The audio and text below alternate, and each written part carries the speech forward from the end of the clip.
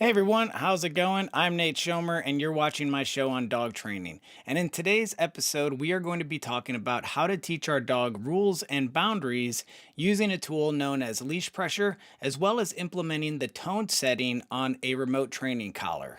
Now, when we talk about teaching boundaries, it's important that we as the human stay as consistent as possible.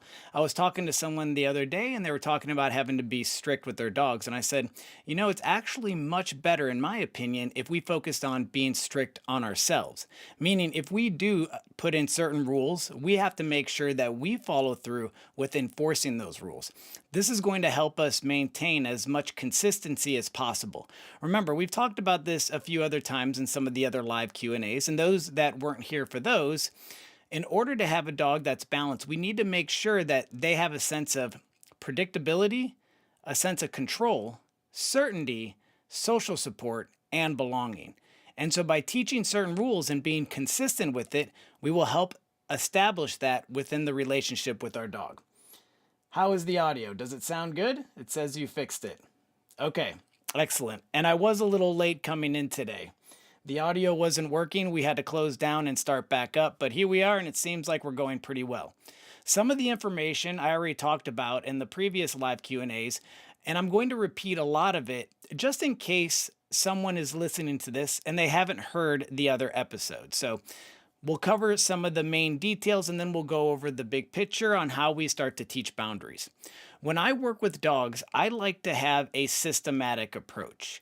If you look at different dog training businesses and websites, you might see that they advertise that they don't follow a cookie cutter sort of path, but they specialize the training unique to every dog. Now, of course, all dogs are going to be different, and there are things that we have to adjust for each individual dog. But often the process can be the same. The things that vary are going to be things like the dog's motivation, their different drives and how much drive they have. How much food drive does the dog have? How much prey drive does the dog have? Where is the dog's threshold? How much can they tolerate? How much perseverance does our dog have? How confident are they and how fearful are they? These things are going to have a great impact on how we approach different steps within the training. But I always follow the same process with each dog, doing one step at a time, and I progress to the next one based on how the dog is performing. A question that I'm commonly asked is, how do I know when to move forward to the next step? If the dog is performing it well and they have a good understanding, that's usually when I move forward. And of course, there's different things that we're looking at each level. And often we use a lot of the things that we do in a specific stage of training throughout the dog's life. For example, what I do with every dog that I work with is I build a communication system, or I develop the communication channels. I have to be able to get the dog to understand what it is that I want from them. I have to be able to let them know when they're correct, when they're incorrect, and I have to be able to show them in a very clear and direct way what I would like them to do. The better we are at communication, the more we are going to minimize confusion. And when our dogs are less confused, they become happier. Some of the most extreme cases that I've dealt with aggression, whether it's resource guarding or it's fear aggression, or any one of the other multiple different types of aggression, redirected aggression, often it could be due to miscommunication, misunderstanding, which can increase stress. A lot of you that follow my work, the very first thing I do before I even do engagement training or developing the markers or charging the marker is I build a relationship with the dog. Now, of course, there's lots of dogs out there that are bred to be very friendly, very happy-go-lucky type dogs, where you can meet the dog very first time and you're instantly friends with them. You can develop relationships very quick. In fact, the last 4 dogs that I did in-person training lessons with, they were super friendly and there was no time that was required as far as developing the relationship. These are the types of dogs that they will have a nice relationship with you as long as you don't damage or destroy the trust. And that makes that step very easy. Sometimes, if we're working with a dog that is more fearful, or they're more cautious about their surroundings, or they don't trust people as much, maybe they had a bad experience with someone that looks similar. I've worked with dogs before that become reactive to people wearing hats. I've worked with dogs that are reactive towards men. I've worked with dogs that are reactive when they see a beard. There's different things that might trigger a dog. And if you have one of those elements, it may be nothing that you did personally, but the dog has a bad experience with that. This is the same if you rescue a dog, let's say from a shelter or a rescue, and someone used a training tool on that dog in a very poor way, so using a prong collar and being very irresponsible and not training the correct way, you would have to now fix the way the dog perceives it. And so there's different things that we have to do to build that relationship, and I have an entire video on that. Once I do that, the next thing I'm working on is developing engagement and building a love for learning. I want the dog to love working with me. If you're working with a dog trainer and the dog trainer shows up and your dog goes, "Oh, here he is," or "Here she is. Oh, this sucks," then the dog trainer's probably not doing the best job. Of course, there's different cases if a dog is very people aggressive or something like that. But for the most part, we want the dogs to be happy to see us, and that includes your own dog. You shouldn't ever once brag about your dog being afraid of you. And believe it or not, I've had people brag to me that their dog is afraid of them. And that makes no sense to me. I want my dogs to be happy when they see me. And the more I can create a stable, consistent relationship and give them the things that they need, the happier they're going to be. So when we do the engagement training, a lot of you already know this, but the purpose behind it is we're getting the dog conditioned to a specific sound that predicts a reward. And this is what we call a marker. Now, I like to define a marker as a word or sound that predicts any one of the four quadrants of operant conditioning. And so operant conditioning, and I'm making sure that my audio is good by looking at the comments. It seems like they are still good. And fence reactivity, that's often due to frustration. And we'll get to that as well, because that could be considered a boundary and the way we deal with that. And if we're also talking about behavioral issues, a lot of times when someone has a behavioral issue, they want to approach the behavioral issue right away. So I have a dog that's reactive on leash, or I have a dog that's showing resource guarding issues, or I have a dog that named the behavior. People want to address the issue right away, but from my experience, that's not always the best way. In fact, one of the dogs that I was working with today is a dog that has some resource guarding issues.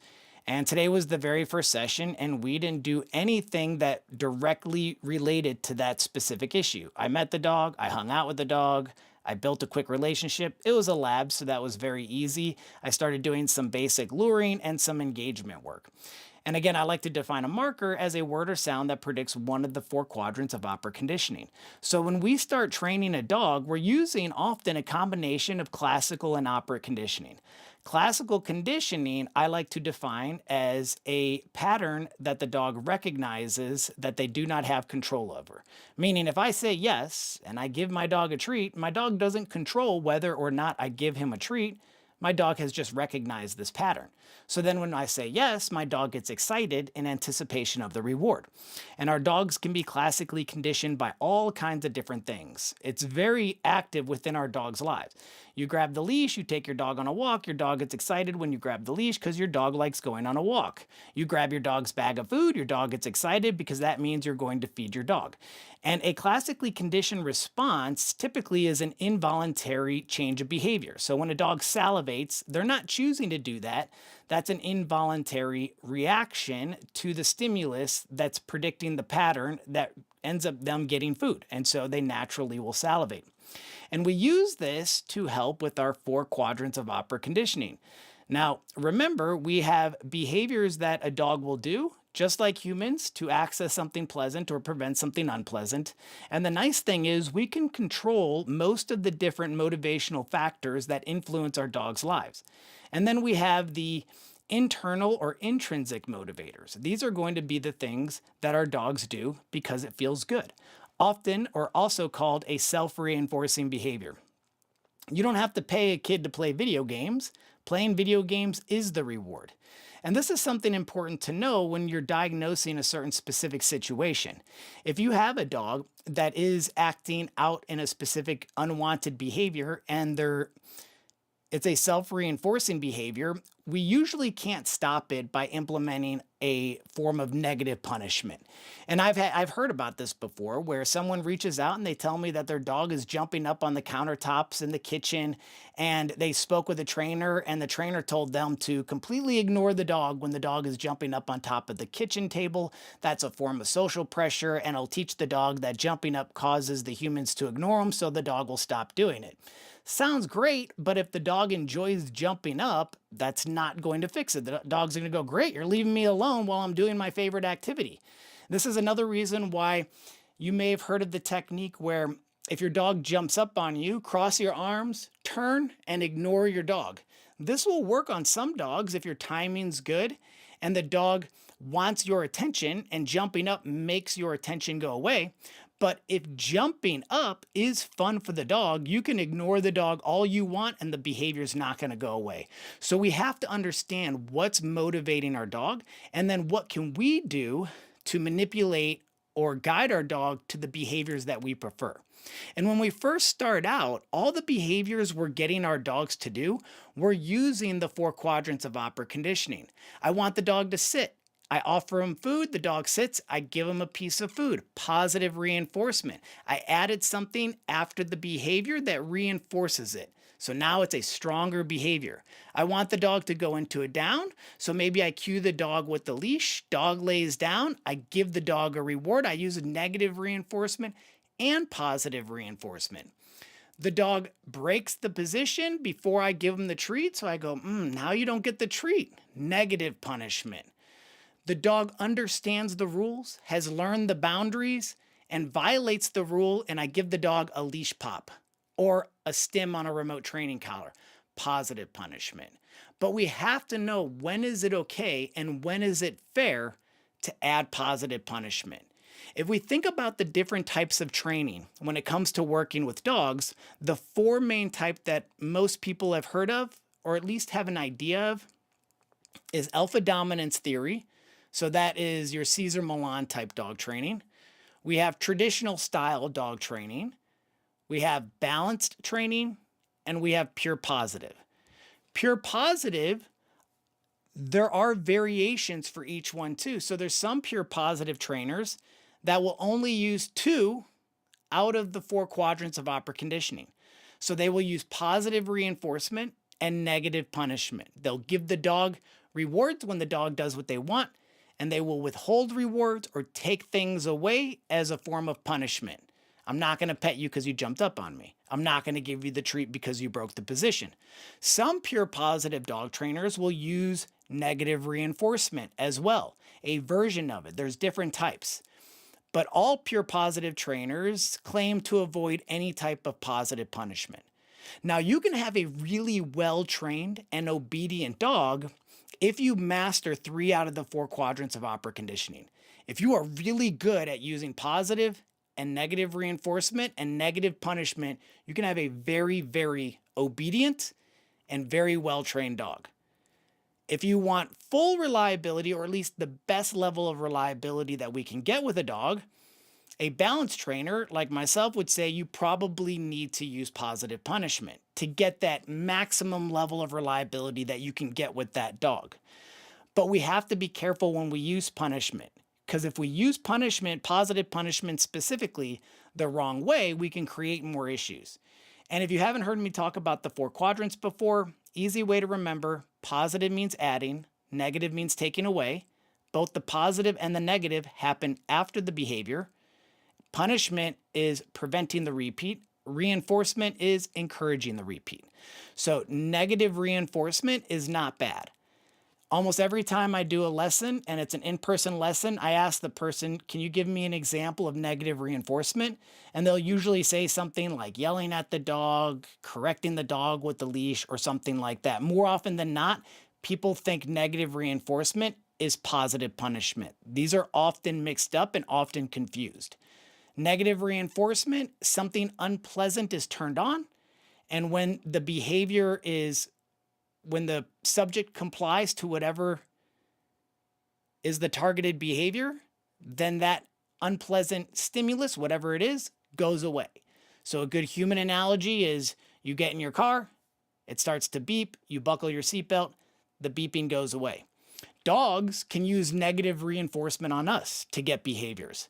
If your dog sits and barks at you, bark, bark, bark, bark, bark, and then you get up and let your dog outside, your dog used negative reinforcement on you. Something annoying was turned on, bark, bark, bark, oh my gosh, stop barking. You get up, you let the dog out, dog stopped barking. That would be a version of negative reinforcement.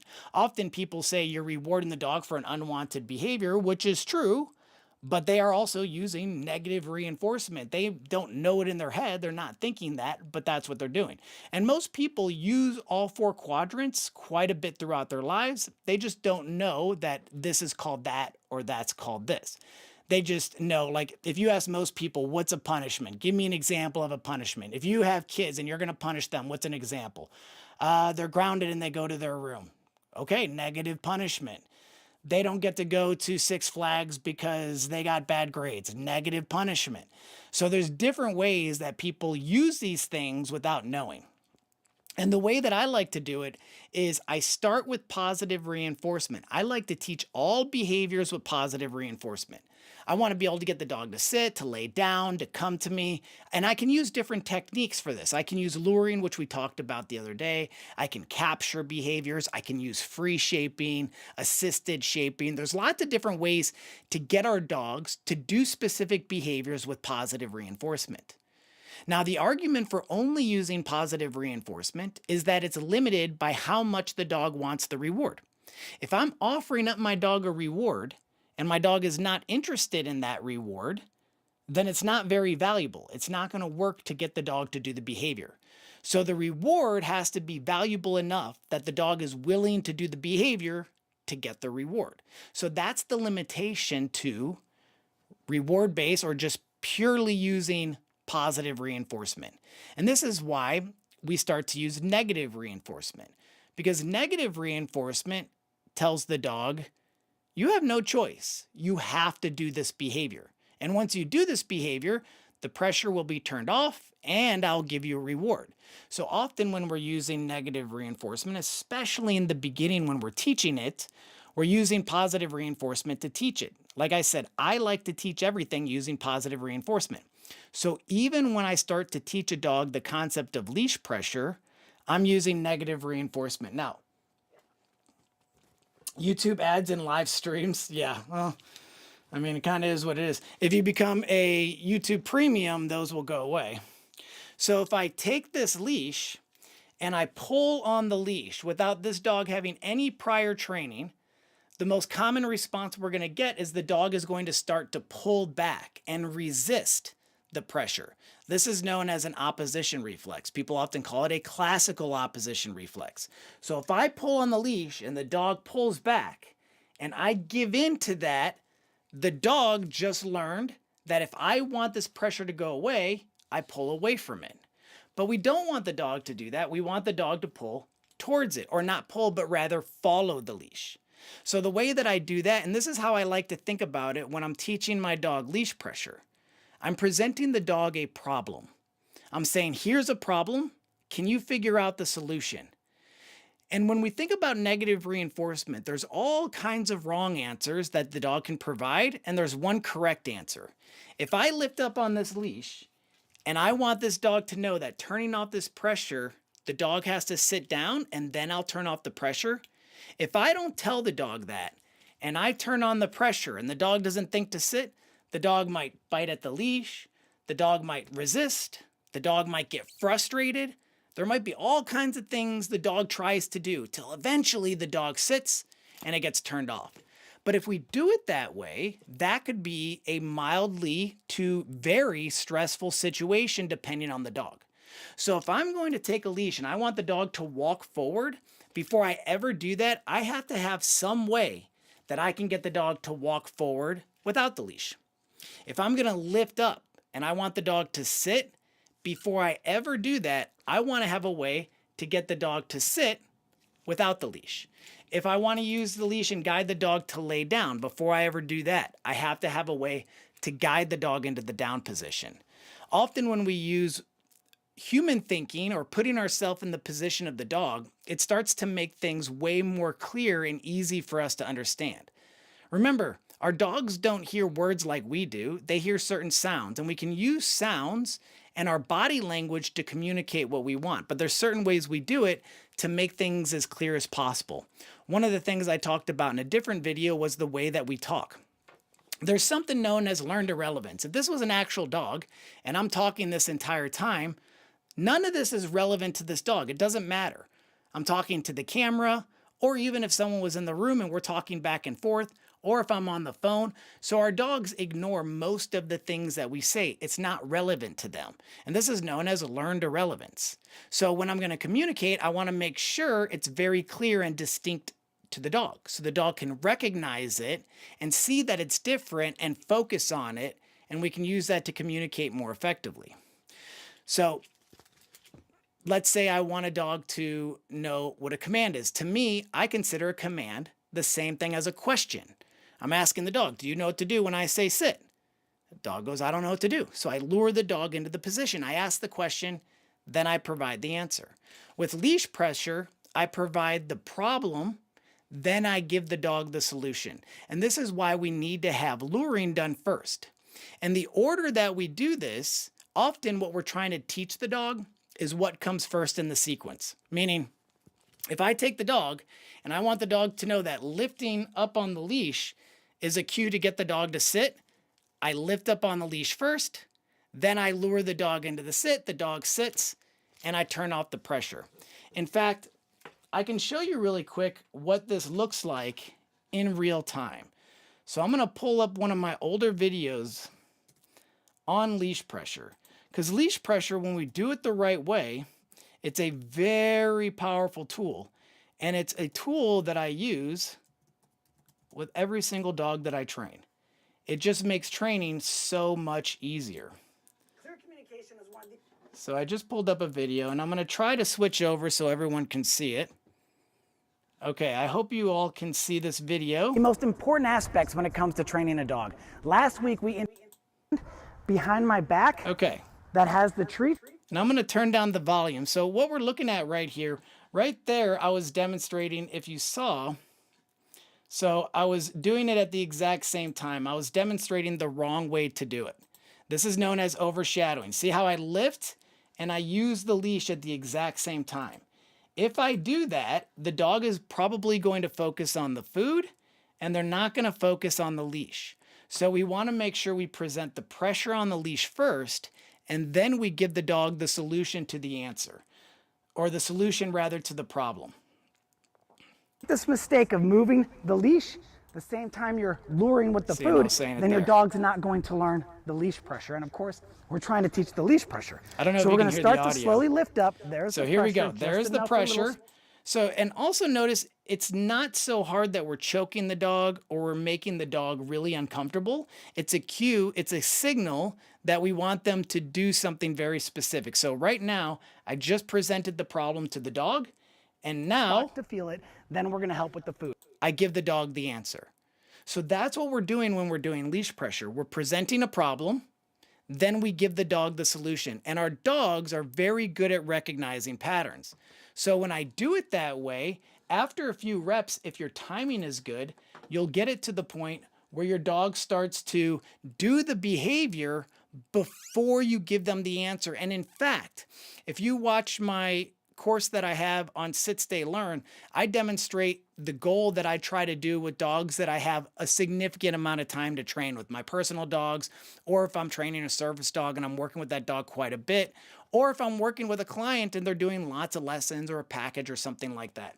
I like the dog to respond before the leash gets tight. So I start to move the leash forward and the dog goes, ooh, I know what this is. And the dog walks forward before it gets tight. I start to lift up on the leash and the dog goes, oh, I know what this is. And the dog sits before the leash gets tight. I also like to use my foot.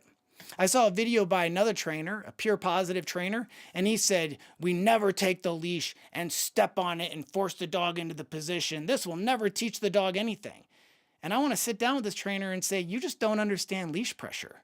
Because if you understand leash pressure, we're not taking, if you're stepping on the leash and you're pulling it up and forcing the dog to the ground, you're not using it the right way. That's force. You're forcing, I mean, you can force a dog to do anything with enough force. But I teach a dog to go into the down using my foot.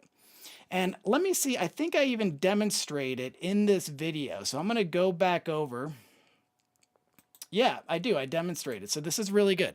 So we'll switch back over. And so now, after I do some of the foundational stuff with the dog on the climb, and I'm down at the dog's level. So I get down to the dog's level because I want the dog to know that I'm on the same team as they are. Now, of course, if you're doing this, you should either know the dog very well or it's your own dog. You wouldn't do this with a dog that you don't know, you don't trust, because we don't want to get bit in the face. This skin is very soft and a dog can rip off a chunk. So never get your face next to a dog's face if you don't trust them entirely. So that's very important. Safety first. So now after I taught the dog that, now I'm going to do it where I'm standing. Now what I like to do is I like to do it very slow, meaning you'll see when I go to lift up my leg, I want the dog to see the leg lifting up and go, huh, because that's actually the first signal to what we're about to do. And when we do this the right way, I can lift my leg without a leash even being on the dog, and the dog will go, oh, that's the cue to lay down. And they'll lay down. Also, if you notice the types of leashes that I like to use, I like thin leashes, very thin, very light, not something that the dog's really going to notice. They also make, if you like, this is nylon, but if you are more of a leather type person, they make really nice, thin leather leashes. We don't want something that's really big and really clunky, because the bigger and clunkier it is, the more noticeable it is to the dog. I want the dog to notice certain things, but I also want them to pay attention a lot to my body language. When I'm using the leash, the dog is seeing my body language. And a lot of times when I remove the leash, and it usually blows people away when I do this in an in-person lesson, and it's like the dog's just following my body language. If I take the leash and I act like, or if I don't have a leash and I act like I have a leash and I'm going to lift it up, the dog will still do the behavior. If I act like I'm going to lift my foot up as if I'm going to use the leash to get the dog to go into it down, without the leash being on, the dog will do the behavior. So I like to use very thin, light, small leashes. So we're going to go back, and right here, I also like to use my foot, if you guys have been following my video. now, when you do this, you have to make sure you have good balance. So this was very difficult for me at first, because when we go to put our foot on it, we don't want to step on it hard and we don't want to lose our balance. So when I'm doing this, I'm actually putting the same amount of pressure on the leash that I do when I'm using my fingers. And when I'm using my fingers, I'm barely pulling. It's just enough for the dog to feel it. It's very, very light. So it's not force, it's a cue, it's a signal to what I want the dog to do. And videos, you may have seen this in some of my past videos. You have to have the balance for this. But this. I'll bring my foot up, apply the pressure, So there, it's make very sure you light. have good balance for this, and then I help with the food. I like to use... So you notice the sequence was the same. The pressure was on the foot. I was maintaining balance. So a big mistake that a lot of people make is they'll step on the leash, but the leash will be loose and slack. So then the dog's not recognizing any sort of sensation. The dog's just looking at them. So this is a little bit more difficult to do, but once you get it down, so I don't have to bend then over. this is really nice because when I'm first teaching a dog this concept of leash pressure. So we're going to go ahead and lift up. Do another one. Sometimes we can talk to them to help motivate them. So I can go, come on, Spock, you can do it, buddy. Come on, yay. There, and right there, I gave the dog the answer by talking to him, telling him what I want. So this is, and look at, he's already starting to go into the position on his own without the pressure. And this was the first time that I did leash pressure with this dog. Often when I record these videos, I'll record it where the first time that I'm having a dog perform something is the first time I'm having them do it. It's the very first time. Like, that's the first time that dog did leash pressure, because I wanted the audience to see the process and to see how fast a dog can learn if we do it the right way. Now, of course, Spock is a very intelligent breed. That breed in general tends to learn faster than some of our other dogs, like maybe a pug. I love pugs, but they're not the brightest dogs out there. Frenchies can be a little bit more stubborn in certain areas, so of course the breed does matter. But if we do it the right way, the dog learns very, very fast. And a comment that I often get on my channel, in fact, I got one the other day on the scent detection course that I did with my Malinois Ari. They said it would be nice if you used a dog that needed the training. And every single video in that series was the first time I did every step with her. But she learns very fast, because she's incredibly motivated. In the beginning, I built a love for learning. I played with her all the time, and I did all kinds of different training with her. Fun, goofy training, precision obedience, exercises that are designed to enhance her coordination, movement, while doing it in a very fun and playful way. So she loves to learn, she loves to do obedience, and I did a lot of free shaping with her, which has its pros and cons. For those of you that don't know, free shaping is where we're not directly showing the dog what we want them to do, we're letting them figure it out, and we're rewarding successive approximations, is what they call it, steps towards the final picture. That's really good to create a proactive dog, but one of the downsides is it becomes difficult when we start doing duration with these dogs, because they think if they don't get a reward right away, they have to offer up a new behavior to get the reward. And that could be an issue if you're trying to compete. Now, I haven't competed with Ari, so if she does a spin because she's trying to get me to, I'm not going to stress out about it. I'm not going to lose points for her doing a spin. But she's very motivated, so she'll work hard to find the answer. And as I talked about in the very beginning, the way each dog is going to change how we approach certain things.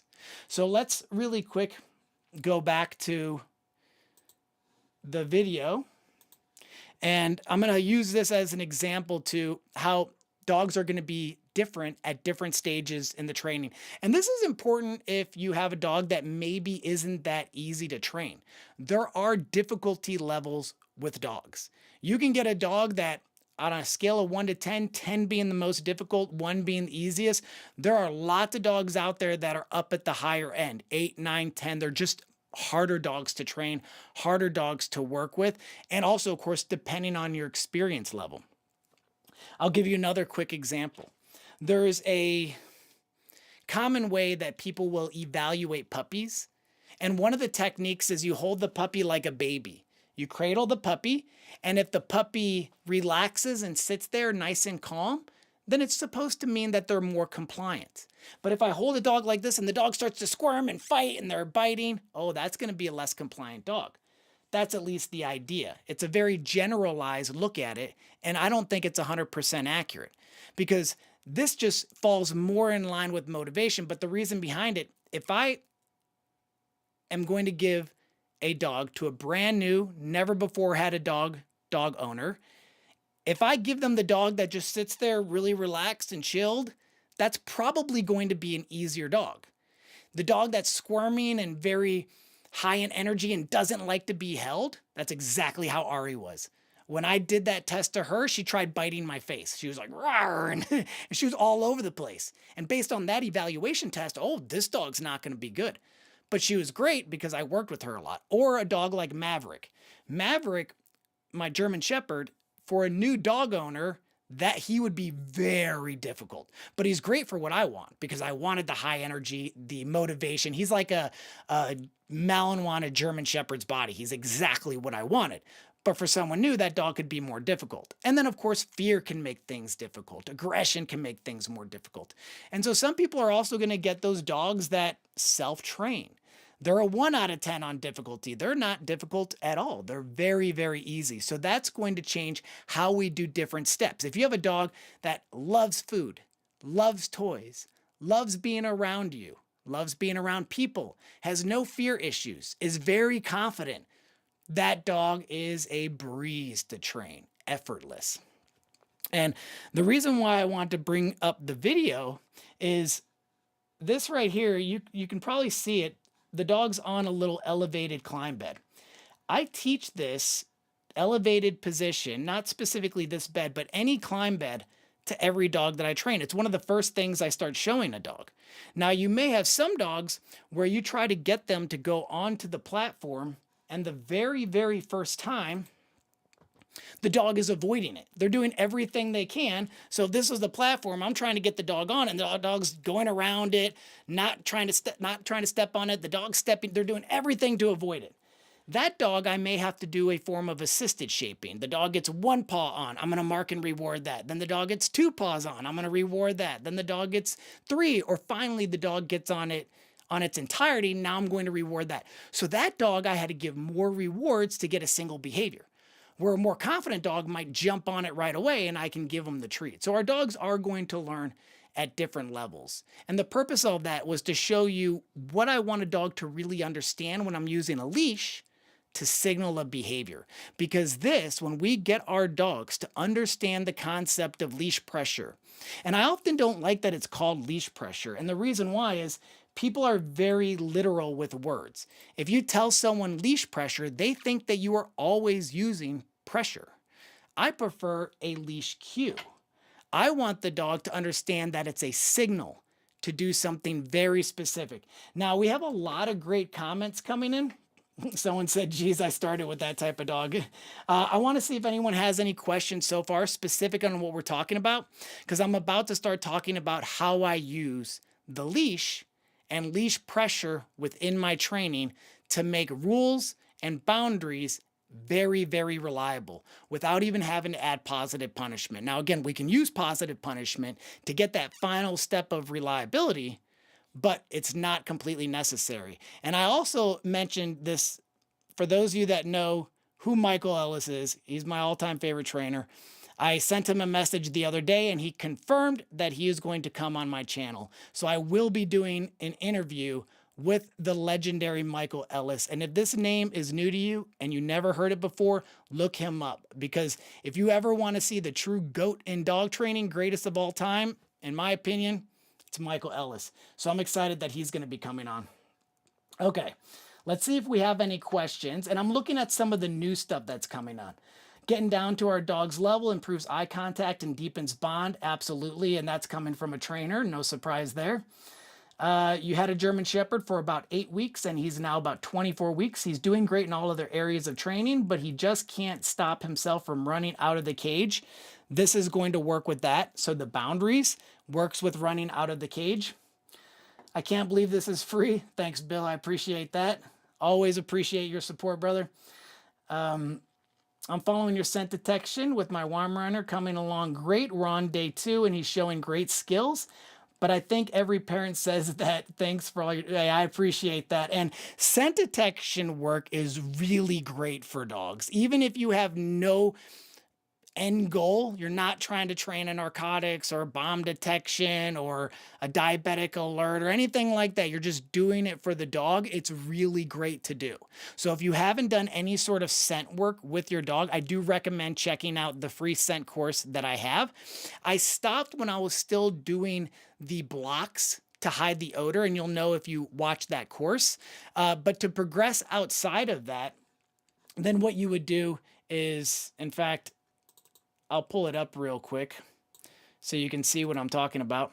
But to progress beyond the stage, or the step rather, that I demonstrate in my series, and I apologize, it's taken me a minute to pull this up. Okay. So here we go. And I'm going over teaching the indication. So I'm going to switch over. And this was the yard before we put in the fake grass. And you can see in the back, we have these blocks. These are cinder blocks. Now, I wrap the cinder blocks in duct tape because it keeps it from being sharp. And this is really important. And it's dependent on the dog. If I have a dog that is more sensitive, then if that dog goes to smell an odor and scrapes his nose on the side of the cinder block because they can be sharp, now I created a negative association. This is why a lot of trainers that do bike work, in fact, my buddy Sergio Esquivel, who I was doing a live Q&A with last week, he's very cautious at doing bite work when the puppy is going through teething stage because he doesn't want the puppy to bite the tug. Ouch, that hurts my teeth, and create a negative association. A lot of trainers do it that way. So we want to be careful when we want things to be positive, we don't create a negative association. And with scent detection, I actually made a mistake with Charlie, and this is my daughter's toy, and she calls this Charlie because he does look a little bit like my lab. I was doing this with buckets, so I had buckets that I was using, and they were small buckets. He stuck his head in. He was doing the exercise, and the bucket got stuck on his head, and he freaked out. He's a very sensitive dog. It wasn't stuck bad. Like he lifted up his head and it was still on his head. And I pulled it off. And then after that, he did not want to do the scent work with the buckets anymore. So we have to be careful to avoid any sort of negative association to any of the training that we're doing. We always want it to be a positive experience. And so when I'm doing this, I'm pointing to the dog where I want them to search. And by using blocks like this, it makes it very clear. To progress to the step beyond this, I just start showing the dog the same hand signals in the area. So like I would have the scent hidden somewhere, let's say where this block is, if you can see my mouse, I might have the scent hidden there and no more blocks. Or I might have the scent there and this is not there, that block, but the other blocks are there. So then I would tell the dog, search, search, and then I would point to the area where there's no longer a cinder block. The dog searches, the dog smells it, and I reward that behavior. So this is the same as any type of fading that we do in dog training. So if you're familiar with the concept of fading, fading is where we start to fade out any help that we're using to get the dog to do the behavior. That's an example of fading. So let's go into... always providing great stuff. Thank you. Everyone who says I provide great content, and that really means a lot to me. I had someone once tell me that they saw me training and working dogs, and they're like, I could tell you found what you're supposed to do. And I'm like, almost brings me to tears. I love it. So that type of stuff really, really means a lot to me. And in fact, a lot of time, like sometimes someone might put a bad comment on a post. Just so you know, if you ever put a bad comment on my channel, I'll just delete you. I don't reward bad behavior. Now, if it's a comment where they're trying to add value, they're like, I think maybe you could do this or you could do that. It's another trainer and they're adding good positive stuff. Great. But negative comments, I just delete it. I'm not going to reward bad behavior. I like to reward, like, thanks for doing the things that you guys do supporting. That really means a lot to me. So let's get into how I use negative reinforcement within my training. We teach the dog what negative reinforcement is. That's going to be the same thing if we're using the remote collar. When I use a remote collar, I use it after I've developed all the communication channels. Unless, of course, I need to stop a dangerous or destructive behavior. And I hit on this briefly the other day, but it has to be a true dangerous or destructive behavior for the rules that I follow. Because again, my goal with every dog that I train and every dog that I work with, I want the dog, because they came in contact with me one way or another, that their life gets better. Either I provide information to their caregivers and their owners, and they have a better life because of that. So we're always looking at giving our dogs the best life possible. So everything we do has to be in their best interest, not just for us. And a lot of times people use these the wrong way, and that's why they developed a really bad reputation, and that's why they're banned in different countries. It's the improper use, and that's really with any tool. If I have a dog doing a real, true, dangerous or destructive behavior, and it's an adult dog, I don't do this with puppies, is I will give the dog a correction without even teaching the dog the collar. So if I have a dog that is an older dog and it goes to chew on an electrical cord, I'm going to stim the dog. Dog has never been trained on the collar before. And then I get to be the good person. I go, hey, what happened? Did that cord bite you? Oh my gosh, you probably shouldn't bite that cord. And it doesn't damage our relationship, and it stops him from doing the dangerous behavior. To me, that's worth it. I would rather give the dog a quick correction. And this is, if you saw the post, I'm going to be posting the interview that I did with my buddy Bill Church, Bow Wow Bill, awesome trainer, very intelligent guy. We filmed the interview yesterday, and it went really, really well. I think you guys are going to enjoy that conversation. And we talked about that a little bit. Adding corrections, is it fair? Is it humane? And is it for the well-being of the dog? But any other time, I'm going to teach the dog what it is. And it's known as a superstitious correction, where the dog doesn't know where it's coming from. When I use a remote collar, I teach the dogs negative reinforcement with the collar, the same way I do with the leash. Now, if you're not familiar with a remote training collar, you might be wondering, well, how do you get the dog, or how do you use a remote training collar as negative reinforcement? Because remember, that's what leash pressure is.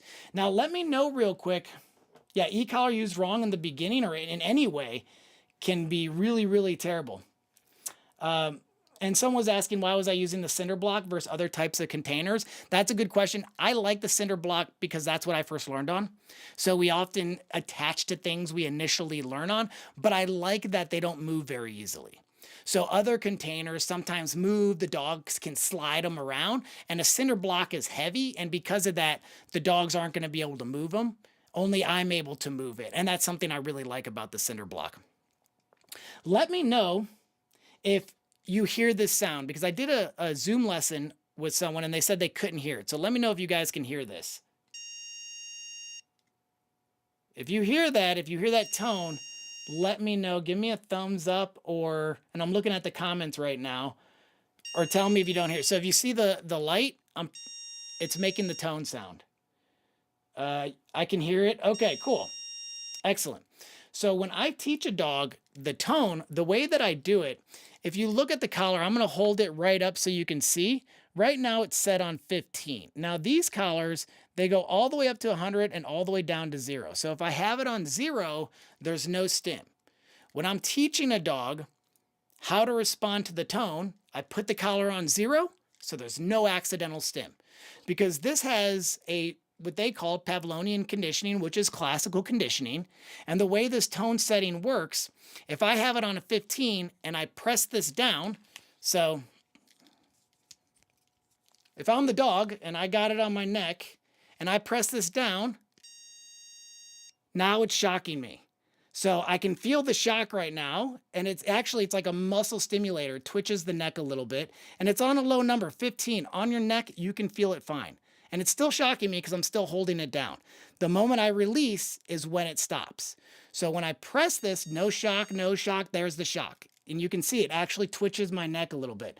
No shock, there, because I got it right on the muscle. And again, it's a muscle stimulator. Because of that, the dogs quickly learn when they hear the tone, they need to comply. If they comply, the tone goes away. It doesn't transition to the stim. Now, we don't use that day one. We start with it on 0.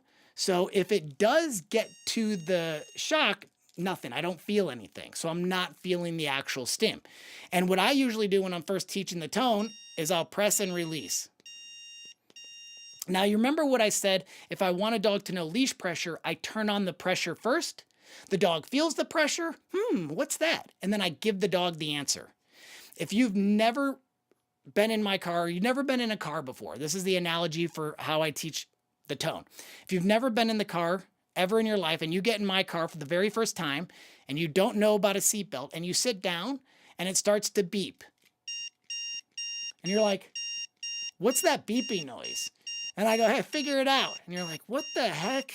Hit the dashboard, hit the window, pull the handle. I don't know how to turn this off.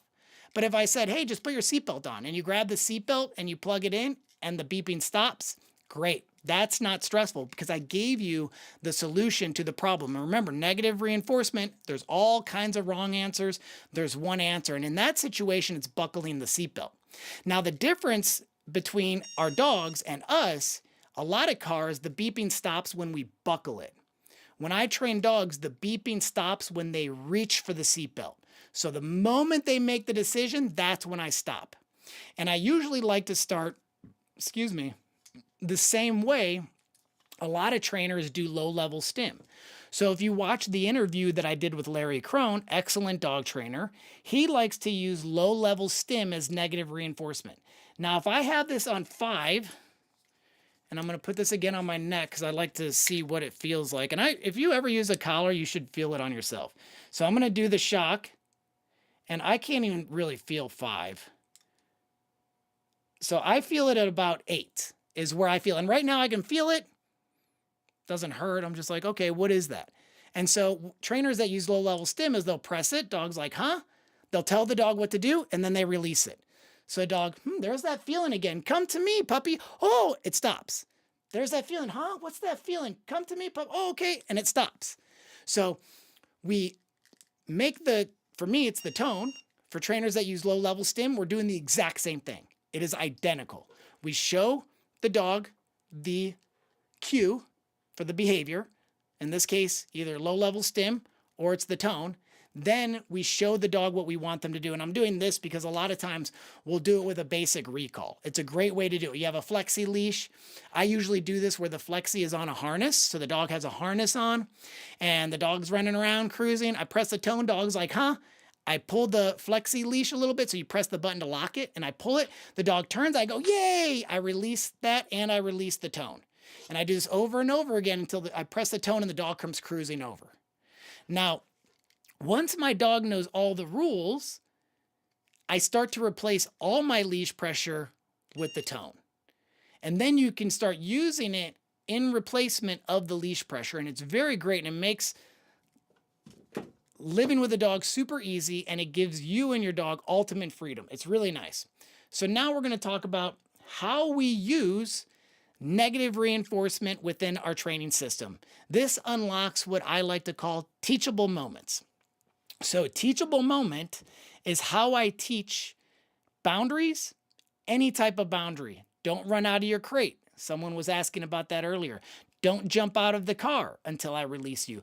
Don't run out the front door. Don't go into the kitchen. Don't jump on this sofa. Don't jump on people. Any boundary you want. Don't break the stay. Any rule, any boundary you can teach using this technique. And it is very, very powerful and it's very clear to our dogs, so they learn very fast. And when you think about it, you start to realize, holy cow, dog training, there's a lot of the same stuff that we're applying in different areas. And again, we have to adjust to the dog. And I want to see what other questions. Do you put the collar on your dog? Mine reacts to the, let me see. Nate, when do you put the collar on your dog? Mine reacts to the weight of the collar. Oh, the weight of the collar? That's how I introduce it to my dogs. Work perfectly. So there's two ways that I like to consider how I introduce the remote collar to the dog. So option A, we put it on our dog and we take it off randomly. It doesn't mean anything. We put it on, we take it off. We put it on, we take it off. We put it on, we take it off. It just becomes a part of the dog's routine. The other option is we put it on and then we do something fun. So we create a strong positive association. Think about an activity that you absolutely love to do, whatever it is. Maybe you're like me and you love jujitsu. Maybe you love going out and socializing with friends and having a nice cocktail and eating a delicious meal. Maybe you enjoy going to Six Flags Magic Mountain. Maybe you love going to a water park. Whatever it is that you love, think about that. And before you do that activity, you put on a certain hat or a certain shirt. It's like, this is the shirt you wear before you do that activity. I put this shirt on, I do that activity. After enough of those, you're going to have a very warm and positive association and feeling towards that hat or that shirt, whatever it is, watch, doesn't matter. Pick something that you put on before you do the activity. You're going to have a strong positive association to that thing because that thing becomes a precursor to the activity, even if they're not even related at all. And that's the same thing with our dogs. If I take my dog and I put a remote training collar on the dog and then we go outside and whoa, I have a good time. And then I take it off and then he goes and relax. I bring him out, I put the collar on, we go and we play some tug and we have a lot of fun. And then I take it off and he goes and relax. I put it on, I feed him a bowl of food. This is delicious. So he's going to start to love the collar and that creates a strong positive association. Now, there are some downsides to that. If you have a dog like my dog Maverick, they might love it so much that they can't control their excitement. So Maverick, he gets so happy and so excited every time I get the collar out. It's honestly kind of obnoxious. He gets super happy. He'll bark, he'll jump around. He's just the happiest dog in the world because he loves the collar, because the collar means always fun stuff. I put the collar on anytime I take my dogs off leash. And a question I was asked today is, do you always use the collar? Do you still use the collars on your dogs? I put the collars on my dogs every time they're off leash. Now, do I have to use them every time they're on the dog? No. But a lot of times I actually do use it to communicate. So there's something that I do in the morning with my dogs, and I call it my morning exploration walk. For those of you that haven't seen it, I'll pull it up real quick. And what I do is I take my dogs out. Let's see if I can find it here. Perfect. All right, so I found it. So in this video, you're going to see, this is an area that I took my dogs when I was still living in Oregon. And it was this big open field. And I would walk around, I would do a few laps, and I would spend about 45 minutes or so. And they would just run around and have a good time. And sometimes they would get pretty far away from me. They might smell these bushes in the distance, or Maverick is being obnoxious to Charlie right there. So what I would do is, if they were too far away from me, instead of having to go, oops, instead of having to go, Ari, and call her, I would just press the tone on her collar, and then she would come cruising over. If Maverick was being obnoxious to Charlie, I might tone his collar. And he's like, all right, you don't like that. And what's nice is we don't have to go right to the stim. It's a way to communicate without going directly to punishment. And again, a big thing is communication. If we start, and this is another reason why understanding the concept of control is so important. Someone said, have you worked with a livestock guardian dog breed with an e-collar? No, I haven't. I'm sure the process is the same though.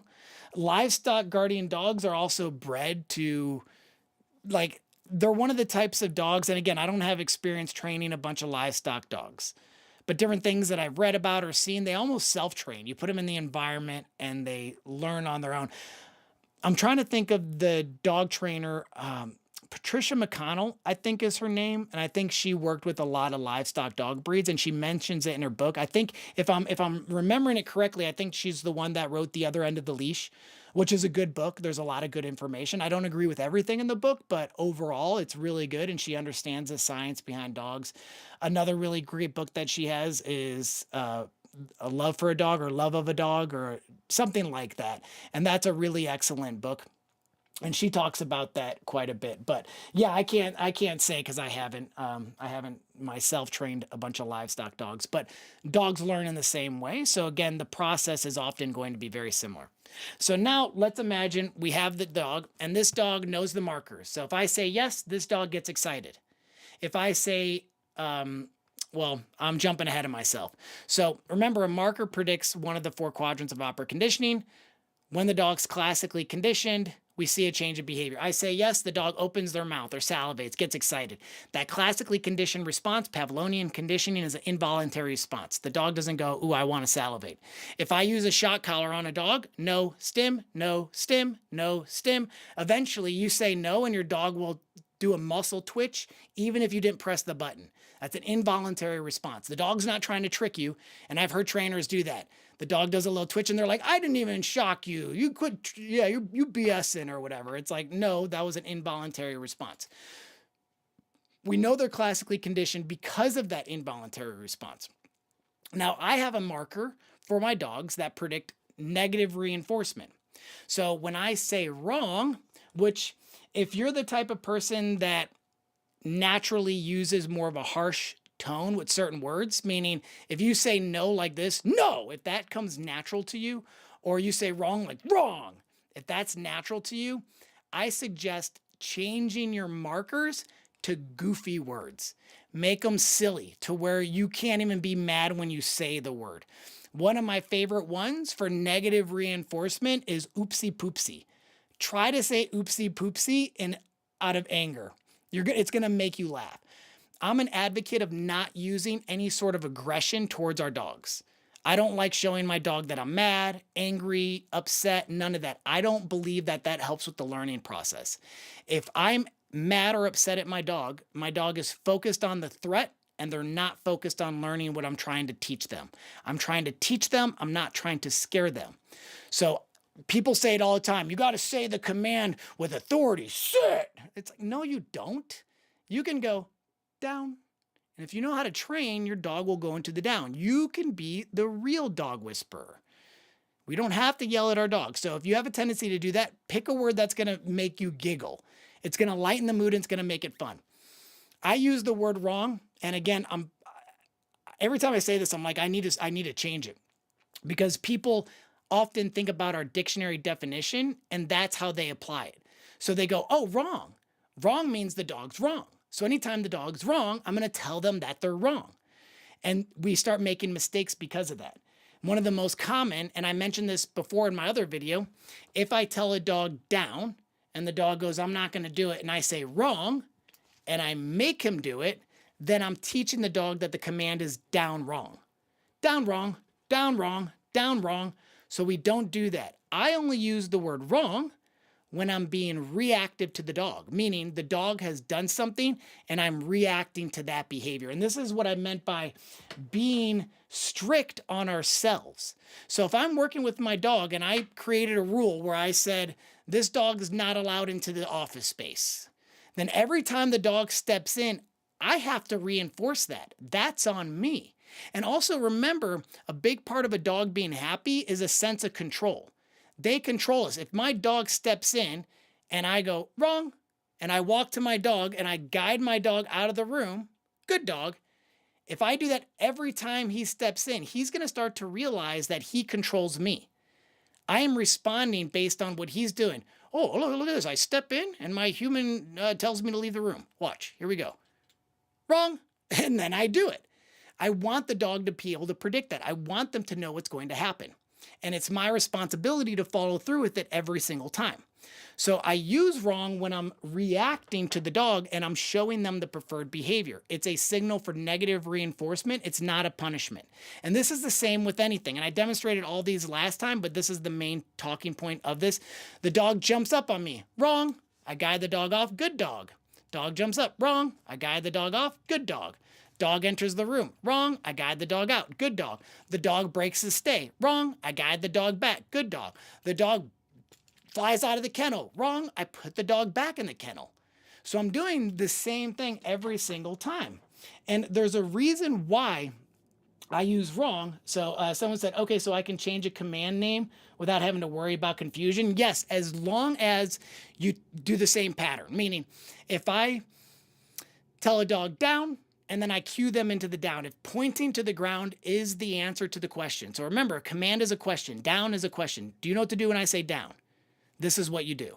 So if pointing is the way you do it, I'm just using this as an example. And that gets the dog to do it every time. If I want to change the command, then I just replace the verbal, but I go back to delivering the physical. So I would go coucher, and then I cue the dog into the position. Coucher, cue the dog into the position. Or plots, cue the dog into the position. Or if my dog knows the verbal command down and I want to teach my dog a new word, I can go plots, down, dog lays down, yes, reward. I can do that a bunch of times, and if the dog wants to get to the reward, eventually they'll start to move on the plots. Not always, but it can help with that learning process by giving them the answer after we ask them a new question. And I said not always because it often depends on what's motivating the dog. So this is important too to keep in mind. And this is why saying down wrong is bad, but telling a dog plots sit is a good way to teach plots. Because if you think about it, you're like, wait, that's the same thing. If I say down wrong and the dog waits for me to say wrong before they go into the position, now you're telling me if you say plots and then down, the dog will eventually learn that plots means to lay down. Again, assuming the dog already knows to lay down with the word down. And this is why it works. So if we understand what's going on in the dog's head, if I tell a dog down and the dog doesn't want to lay down, and then I make the dog do it, I say wrong and I make the dog do it, it's like they're waiting to the last moment before they have to do it. So look at it this way. Let's do a simple number. If I say each number is a step in the training process. If I go 1, 2, 3, reward. 1, 2, 3, reward. 1, 2, 3, reward. I go 1, dog jumps right to the end step because they want the reward. How fast can I get to the reward? But if I do 1, 2, 3, correction, 1, 2, 3, correction, a lot of times, if the dog is already doing something that they want and they don't want to listen to you, or they just don't want to listen to you, they'll wait for the end. So 1, 2, 3, fine.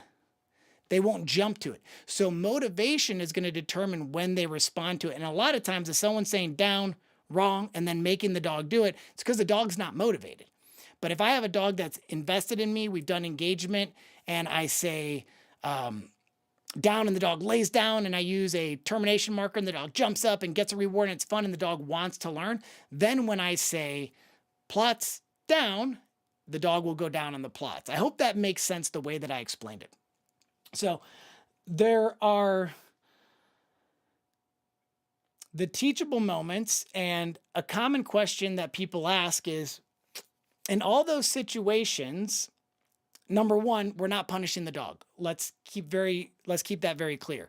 If the dog enters the room and I say wrong, remember, wrong is a signal for negative reinforcement. Negative happens after the behavior, so I guide the dog out, then I release the pressure. And it also doesn't have to be physical, by the way. Meaning I don't have to physically touch the dog. If the dog walks in and I go wrong and I get up and I start walking towards the dog and the dog backs out because of spatial pressure, that counts as negative reinforcement. So whenever the dog complies, that's when I'm deactivated. It's the same thing as the tone. The moment the dog complies, that's when it's deactivated. So we are deactivated the moment the dog complies. This is negative reinforcement. We're reinforcing a behavior.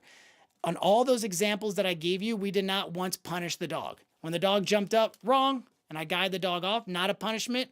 I'm not punishing the act of the dog jumping. I'm reinforcing the act of the dog getting off of me when I say wrong. When the dog enters the room, I'm not punishing the dog for entering the room. I'm reinforcing the dog leaving the room when I say wrong. So I hope that makes sense. We're showing the dog the preferred behavior. So if I have a dog that, I lost my train of thought. Let me find it real quick. I can't remember where I was, so I'm just going to go to where I think I was. So I'm doing the negative reinforcement. That's showing the dog the preferred behavior. I do remember where I was going. A common question that people ask is, if you're telling the dog to do certain behaviors, because in all these things, I'm basically saying, don't jump on me, leave the room, go back into the crate, don't jump up on the sofa. That's really what I'm doing. And so often people will say, well, why don't you give the dog a command? So the dog jumps up on me, why don't I say off? The dog breaks the down stay, instead of saying wrong, why don't I say down? The dog jumps on the sofa, again, if that's a rule, why don't I say off? If the dog enters the kitchen, I use that as an example because I don't like my dogs in the kitchen, I could tell them exit or leave, whatever. The reason why I don't do that, and the reason why I recommend you don't do that as well, is because it's much harder to do. Because a teachable moment, we are being reactive to the dog. And when a dog does a behavior, I have to let them know the moment that they do it. And a few seconds can make all the difference in the world. If the dog comes in and I'm like, what word is it? What word is it? Now the dog's looking at me. And if I say wrong now, I'm telling the dog not to look at me and I'm showing them a different behavior. I want the dog to know entering the room is what activates the word wrong, or oopsie poopsie, whatever it is you want to say. That's what's activating it. So because I'm being reactive, a lot of times I may not be ready. So either one, there ends up being a delay when we say the word, or number two, we say the wrong word. The dog enters and I'm like, down, Lee, off, get out of here, right? We end up saying the wrong word. So what works better is using a consistent word that you can easily say in any given situation, and it generalizes the dog to the word. So even if you're in a new environment and you never use the word in that environment, your dog will hear you go wrong and they'll go, huh? What is it you want me to do? So it becomes a very effective way to communicate what we want. Then once I teach the dog the leash or the tone, they have to know how to comply the tone, what we talked about earlier in this video. And also, by the way, anyone who's listening, if you take the time and you put the timestamps for all the different areas in the video, I will pin that to the top because that's very valuable. So if anyone does that, just so you know, someone did it in different videos of mine, I always pin it to the top. So if you're watching this video later, it might be pinned at the top already. Or if you're watching it now, if you want your comment pinned to the top, that would be a good way to do it. It'll help everybody. So once I teach the tone, then often I can use the tone to replace the leash. So now I have the tone on the dog, and the dog comes in, and I'm going to move the collar closer to the mic. So dog comes in, and I go, oh, dog leaves. That's exactly, if you watch my video on how I get my dog to not run into the street, it's the exact same process. So this is a really big one, is teaching a dog not to run into the street. And in the video, I also demonstrate boundaries. not boundaries, but proofing. So there's a concept known as proofing. And with proofing, what we're doing is we're taking the dog's training and we're gradually making it more difficult in a way to prove that the dog is capable of doing it regardless of the situation. So what I was doing in this video was I was gradually making it more difficult for Maverick. Now here, I have the remote training collar. You can see I have one attached to my hip. And anytime he stepped in, you don't even have to say wrong. Once they understand the tone, if he stepped on the street, I hit the tone, and he would go right back onto the sidewalk. And it makes it so easy. It really simplifies training. And once the dog knows what to do with the information, you don't get the stress. There's an example that I talked about the other day, and it's worth mentioning again for those of you that weren't here for the other live Q&A. This isn't, I don't want to say this is verbatim exactly, but this is the way that I remember the study to the best of my memory. So if you look it up, there might be minor details different, but this is the gist of the study. So they had a container, and the container had a divider. One side of the container, if the dog was there, they wouldn't get shocked. On the other side, the dog would get shocked. The first group of dogs they put, and this is before they cared about animal welfare, they put the dog in the side where the dog would get shocked, and the door dividing the two sides was closed. So there was no way the dog could avoid the shock. So the tone, there would be a sound that would go off. Dog's like, huh? Dog gets shocked. Dog's like, what the heck was that? It goes off again. Oh, there's a sound. Dog gets shocked again. There's the sound. Dog gets shocked again. There was nothing the dog can do, and this is known as learned helplessness. There was nothing the dog can do to avoid the shock. And eventually, what happened, when the tone went off, the dog would lay and whimper in anticipation of the shock. They accepted it, but they were not happy about it. So they would be sad, they would whimper, and they would get the shock. Then they brought in the second group of dogs. This group of dogs, the door, I believe the door was either open or it was closed, but the dog's on the side where they're going to get the stim. The sound goes off, the dog gets the stim. The next time the door's open, or it was open the whole time, again, these are small details I don't remember. The tone goes off, the dog jumps to the other side, no stim. So the dog learned to avoid the stim, I jump to the other side.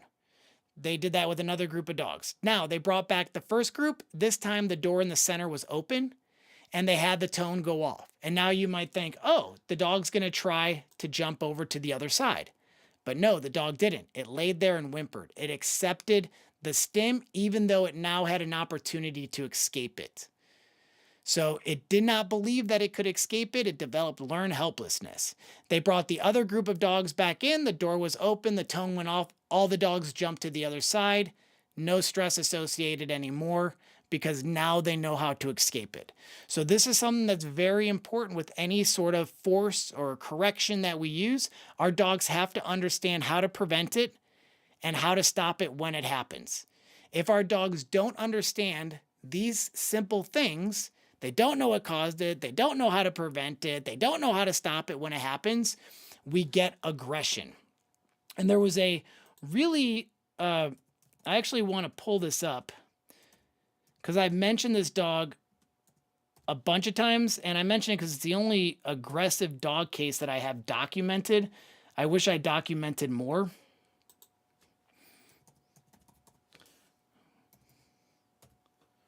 Okay, for some reason it's not, I'm having a hard time. Hold on. There we go. Okay, and they called this dog a demon dog, and all kinds of different things. And it's going to take a moment because, of course, they pull up ads and whatnot. But I want to show you this dog because this dog comes off as like a very aggressive. You see this dog and someone says, oh, you're going to get this dog next week. Have fun with this dog. You're probably not going to be super happy about that.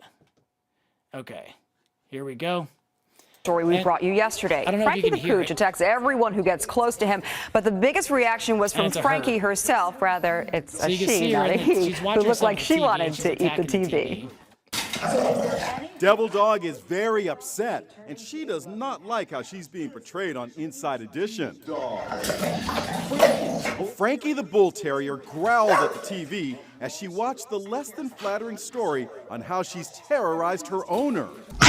Last time we told you how Adrian Fregatos of Cleveland has been bitten at least 20 times. Her parents are also being terrorized by the dog. Devil Dog lunges at the and that's 20 important times. too. Like, look at Her right parents here. are He's holding a cane that's chewed up. What do you think he was doing with that cane? He was probably shoving it in the dog's face. He was probably being pretty aggressive with that cane, and that cane caused Frankie to be aggressive back. They often say that we reflect back what we reflect to others. Like, we look at a mirror image. If we're always angry and pissed off all the time, people are going to act angry and bitter towards us. If we're happy, people are going to be happy towards us. Often. It's the same thing with our dogs. If you're a happy-go-lucky person, I talked about this before, dogs can smell our emotional state and also the way we talk to them. If I get a new dog and I'm like, hey, good puppy, way to go, good, the dog knows that's a good sound. Hey, this is awesome.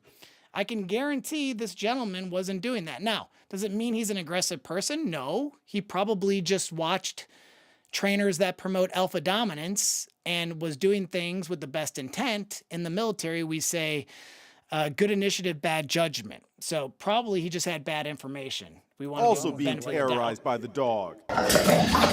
Devil Dog lunges at the TV. They call it She is fit to be tied. Does she think it's another dog? Perhaps. Or maybe she just doesn't like the way she comes across on TV. A monster. I'm terrified of Frankie. The dog whisperer himself, Cesar Millan, has agreed to work with. Cesar Millan did not work with him. Nate Schoemer worked with that dog. So Cesar Millan didn't want to work with the dog unless he could control all the footage. And so I was the second pick. She's like, oh, maybe Nate Schoemer will do it. And they reached out to me and I was like, yeah, I'll do it. Any exposure, you know, that's going to be good for me. I'll definitely be on Inside Edition. And so I ended up working with that dog and I had no issues. All the issues that she had, let me see, YouTube is not receiving enough video to maintain smooth streaming. As such, viewers will experience buffering. I'm going to go back to what I was just showing you, but I'm going to show you a different video that I posted on Frankie when I was working with Frankie. So it's going to take a moment to load. Okay, here we go. And this is an older video, so I do look younger. That's Frankie, that aggressive dog. Frankie is from Inside Edition. She had some issues being aggressive, biting her owner, and really causing a lot of problems in the household. So I've been training and working with her. I've had her the past few weeks, and what I've done is really build the trust. So a big issue that a lot of people run into when they're working with their dogs or if they're having problems is the dog Look, doesn't she's trust resting them. her head And the on my reason leg. for that is because of confusion, not being able to communicate with them clearly and And right here in this video, she acts aggressive, but the owner was, and again, she had good intentions, bad judgment. I don't want to say this person was a bad dog owner. I think they're a good dog owner that cared very much about their dog, and that's why they were trying to get the best help possible. She believes Cesar Millan was the best dog trainer out there, and that's who she wanted to help her fix the issue. And since he didn't do it, she's like, next one I know is Nate Schoemer, because that was right when I did the show Rescue Dog to Super Dog. So if someone is seeking help because they don't know what to do, I would categorize them as a good dog owner. They care about the dog enough to get help from someone who's a professional. So she was just making mistakes. I want to be very clear on that. And what happened right here was, in this video, you don't see the whole thing, but they sent me the video prior to this, and Frankie ends up complying and stops, and then she corrects Frankie. So that can create a lot of frustration if you're trying to comply, we have approximately 1 second or to the dog influence a dog's complies and behavior. she would So keep if the we don't pressure on. reward So there them was a or lot of correct them within the 1 confusion second going doing on, behavior, and Frankie if we didn't know miss what to that do. window, then we can end up confusing the dog. And the dog may not know what they're And that was a big part of the issue. I'm kind of wondering if I have other video. Yeah, look at this. So this is great. So I actually show working with the dog. clear path, showing them exactly what they're supposed to do. And this You dog, get a this much backyard, different, more this dog had balanced so much fun. dog, and that's what most people want. She, like, look at, she would do parkour. What was that, parkour? Was that parkour? Was that parkour? What a good dog.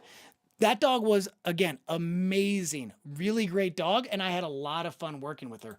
All the issues came from bad communication, not understanding how dogs think, how they process information.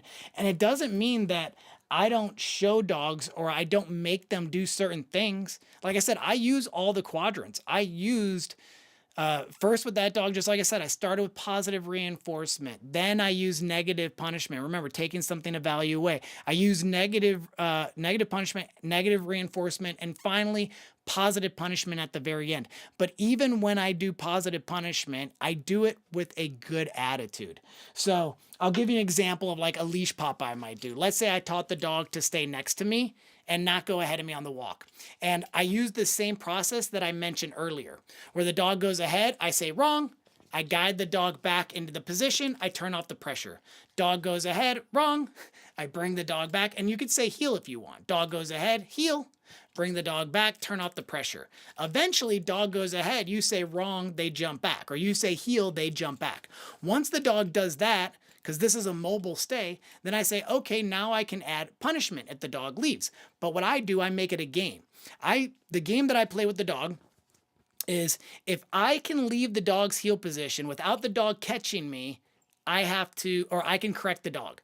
So if I sneak out of heel position, meaning I'll slow down as the dog's walking, maybe they're looking to the side, not paying attention, dog gets a little ahead of me, then I go, no, I do a leash pop, dog gets the correction. So I do a leash pop, dog gets the correction, looks at me, I go, yeah, puppy, puppy, puppy. I bring them back and we go on the walk. Or I'll be, ha ha, I got you. So I make it a fun game. And then if I try to sneak out and the dog catches me, oh, I got to give him a treat. So now it's a game, because what do most people do when they're doing loose leash walking? They're doing everything in their power to get the dog to stay next to them. They don't want the dog to leave.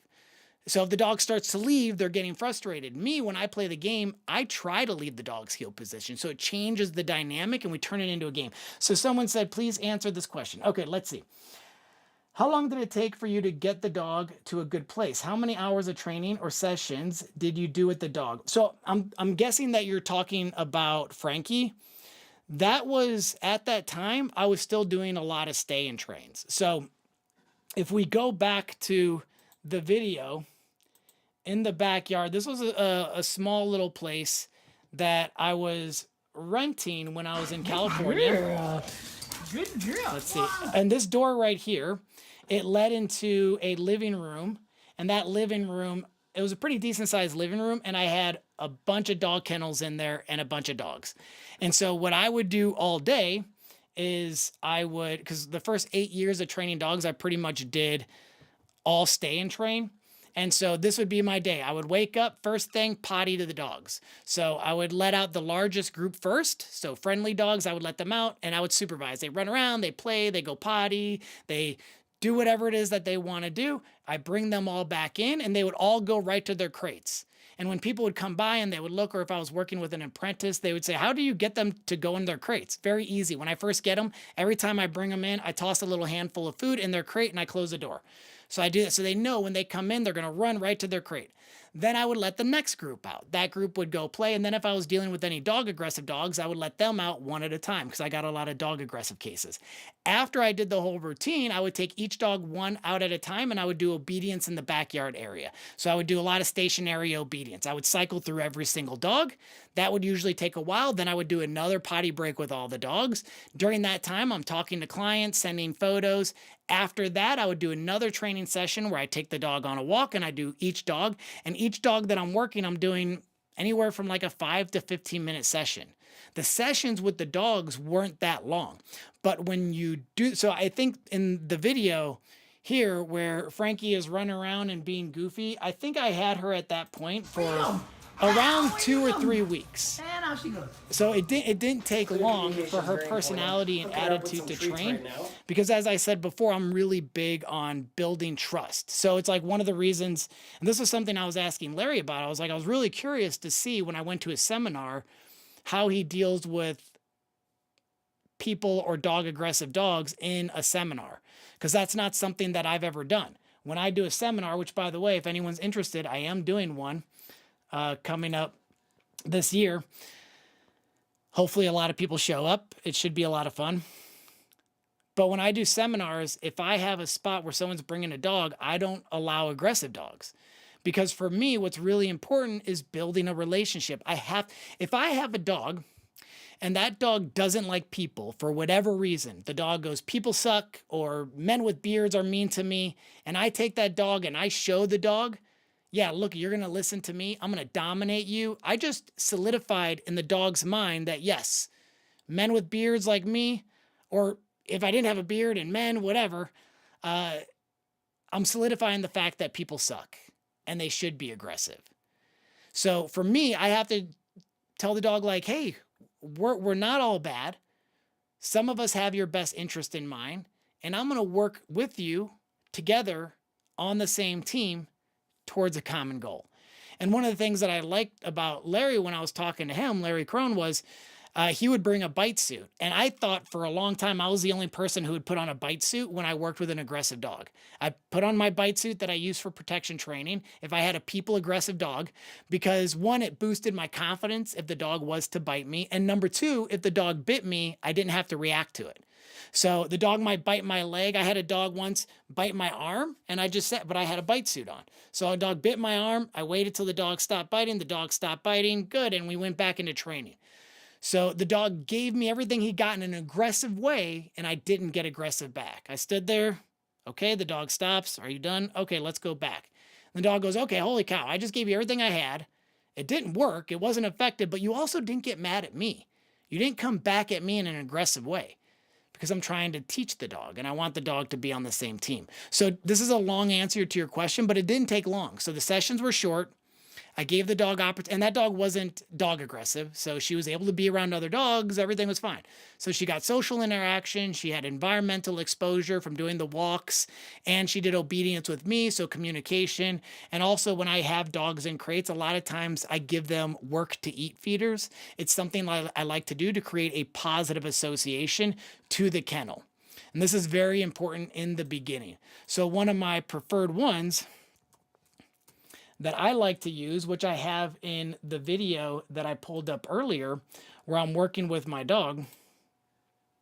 I'm not working with my dog, I'm sorry. When I was showing the life of the dogs and what my dogs do each day, I show it very briefly in here. So this, doing fetch with them, I always like doing fetch with my dogs. Super easy, fast way to exercise them.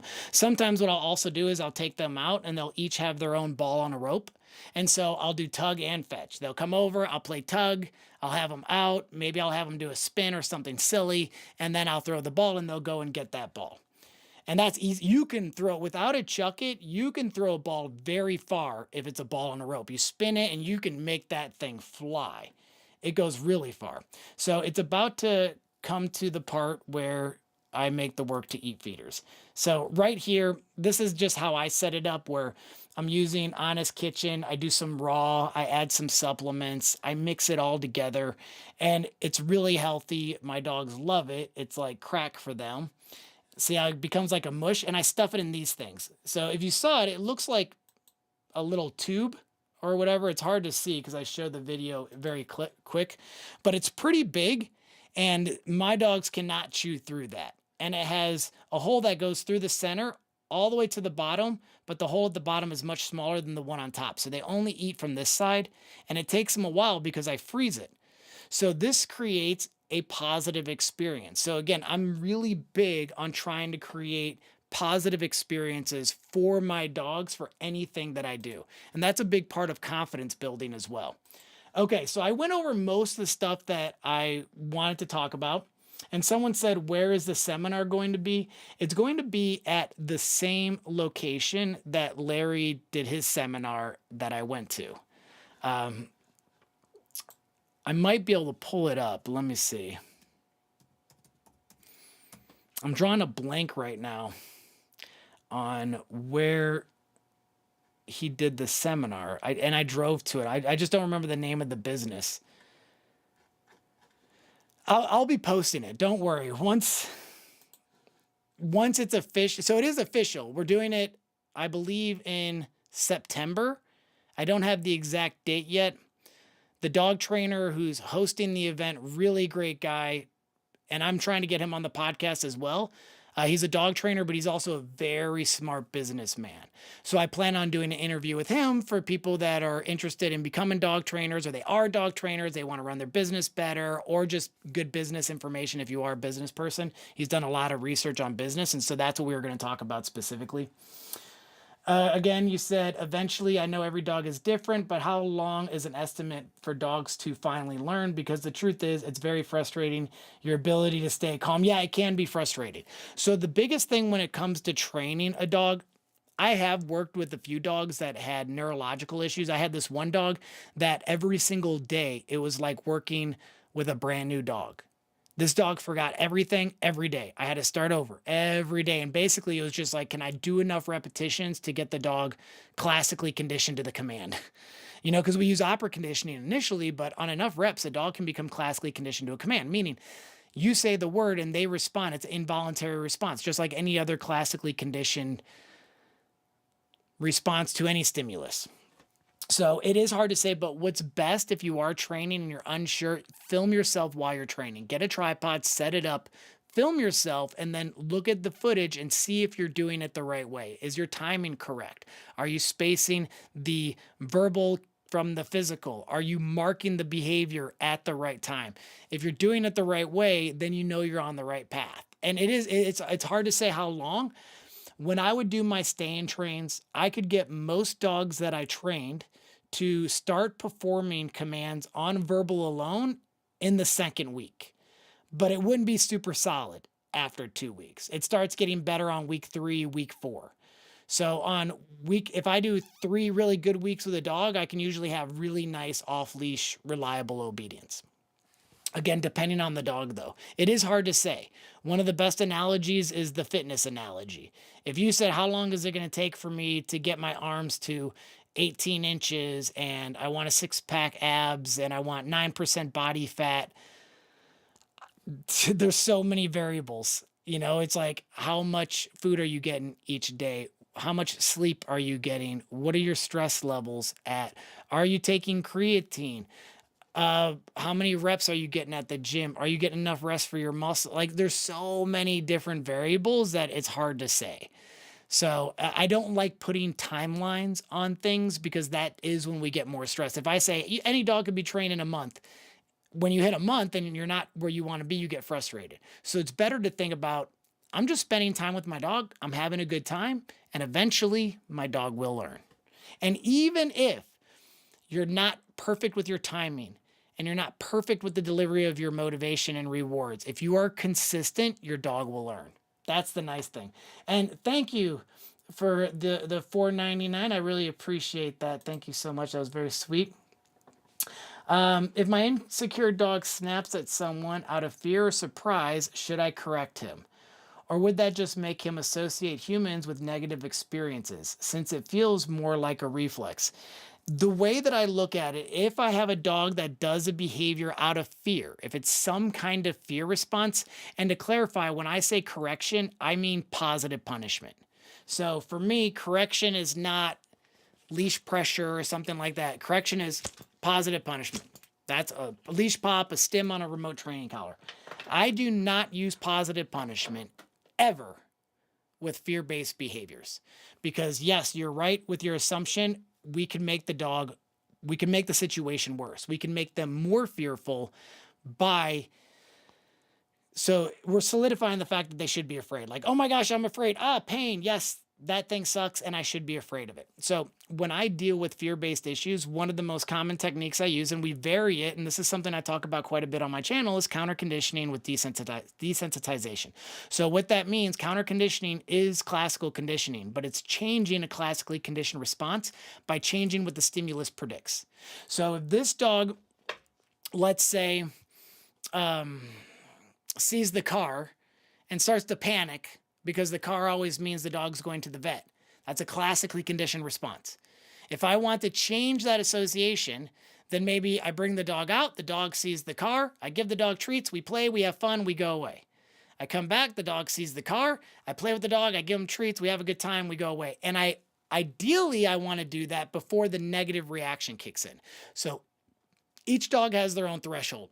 So let's say this is where the car is, and right here is where the dog starts to panic. But right here, the dog's good.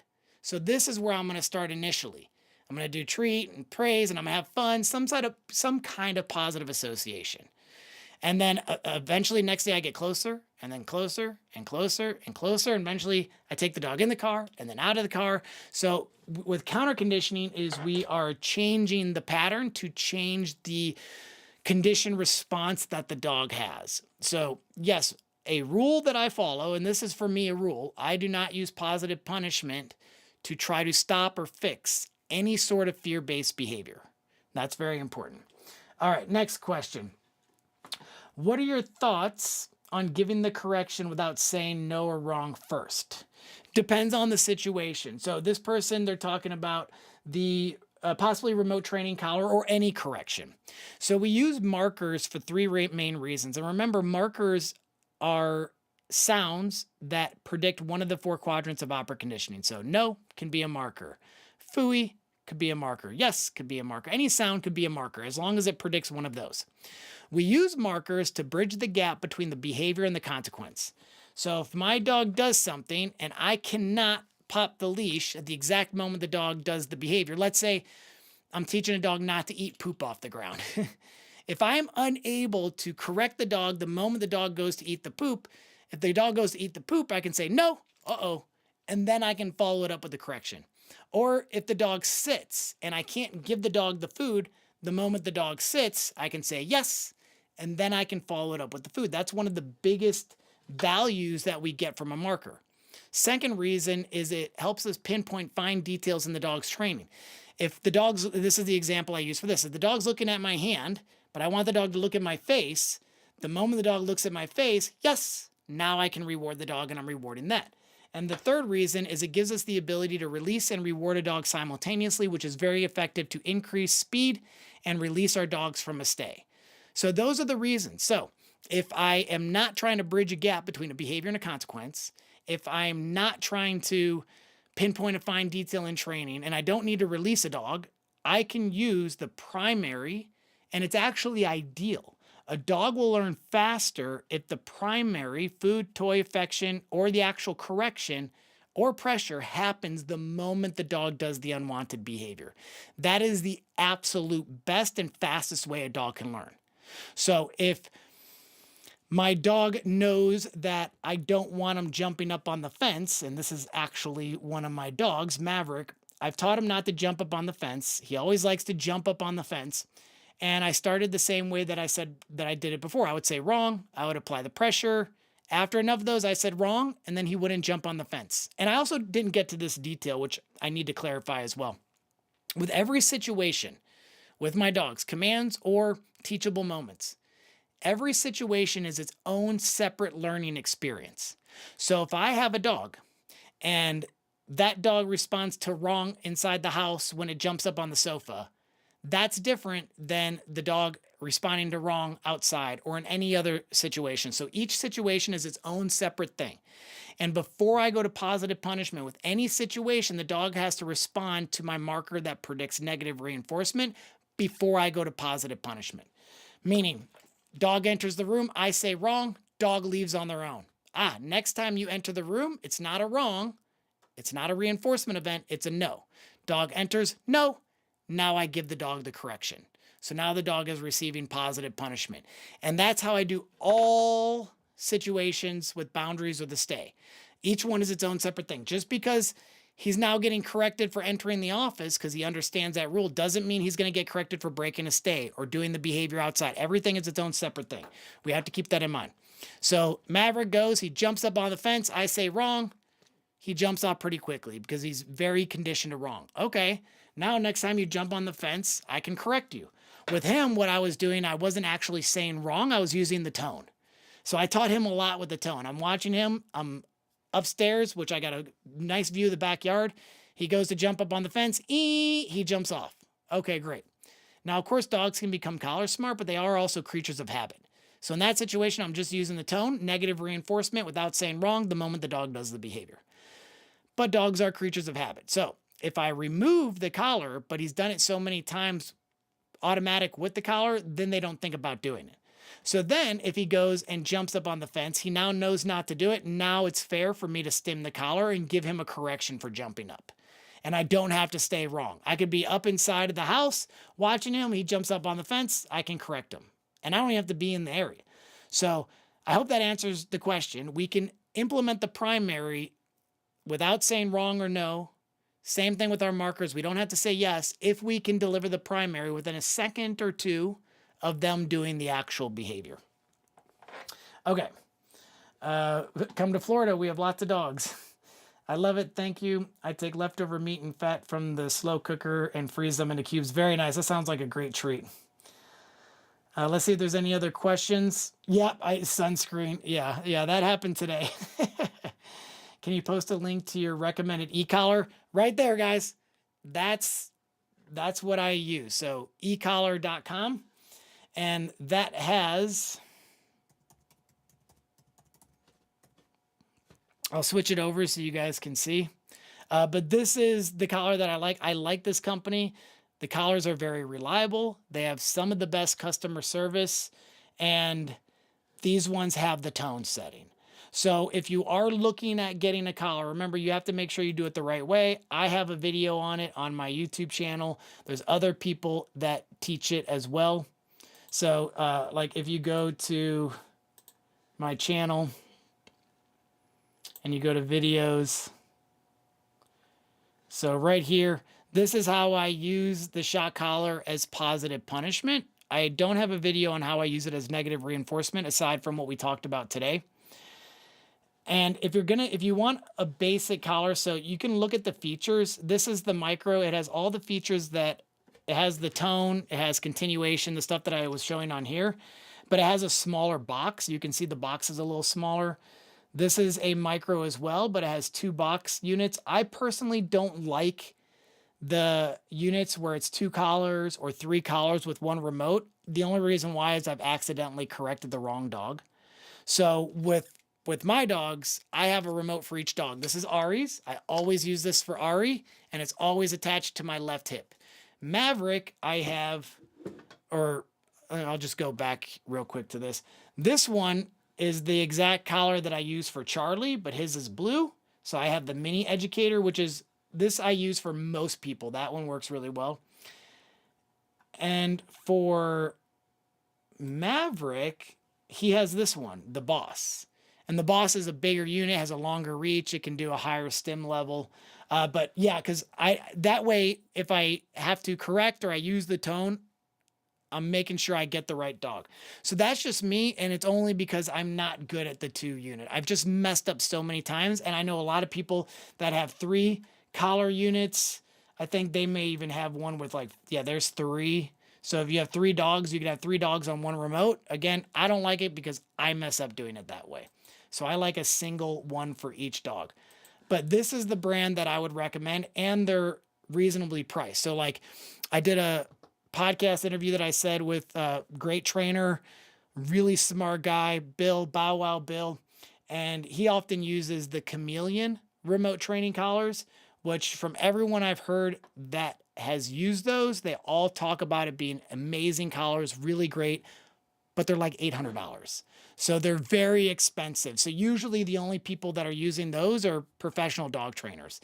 This is going to work, the e-collar technology one, for 99.9% of you. Okay, let's see. Start Canine Academy. Hey, thank you again for hanging out and participating. I'm glad I was able to answer the questions. Let's see. What do you mean follow up with a correction after saying no? And with the example you just gave, it sounds like the dog responded to the no. Do you mean follow up with a correction if the dog does not respond appropriately to the no? No. So what I mean by that is no matter what, if I say no, the dog's getting a correction. So it doesn't matter if the dog complies. So if I have a dog and the dog enters the room and I say no, and the dog leaves the room, they're still getting the correction.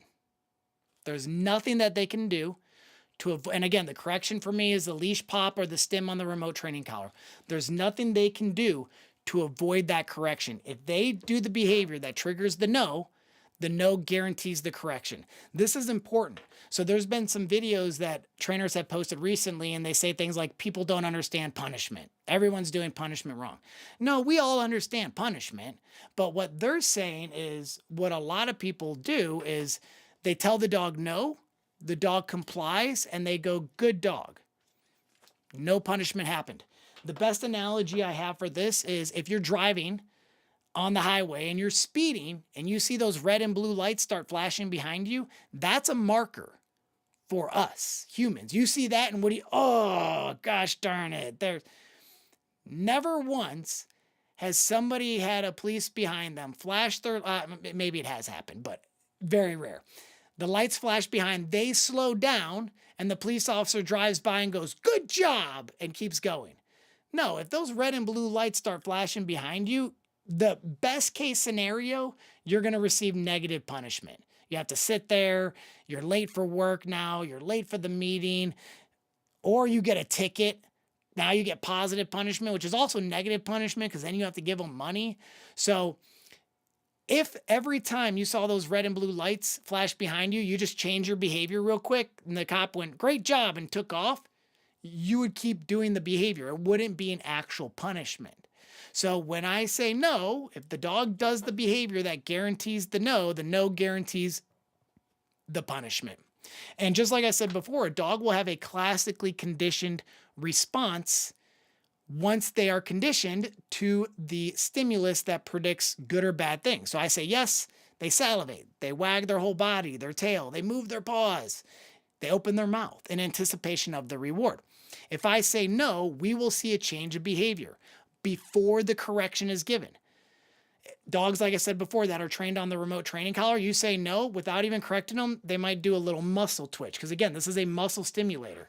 For those of you that weren't watching earlier, let me show you how it stimulates my muscle on my neck. So let me make sure I'm going the right way. So I want to have it right at a good, see right there. I don't know if you guys can see it. There we go. There we go. That's the collar making my neck twitch. You see that?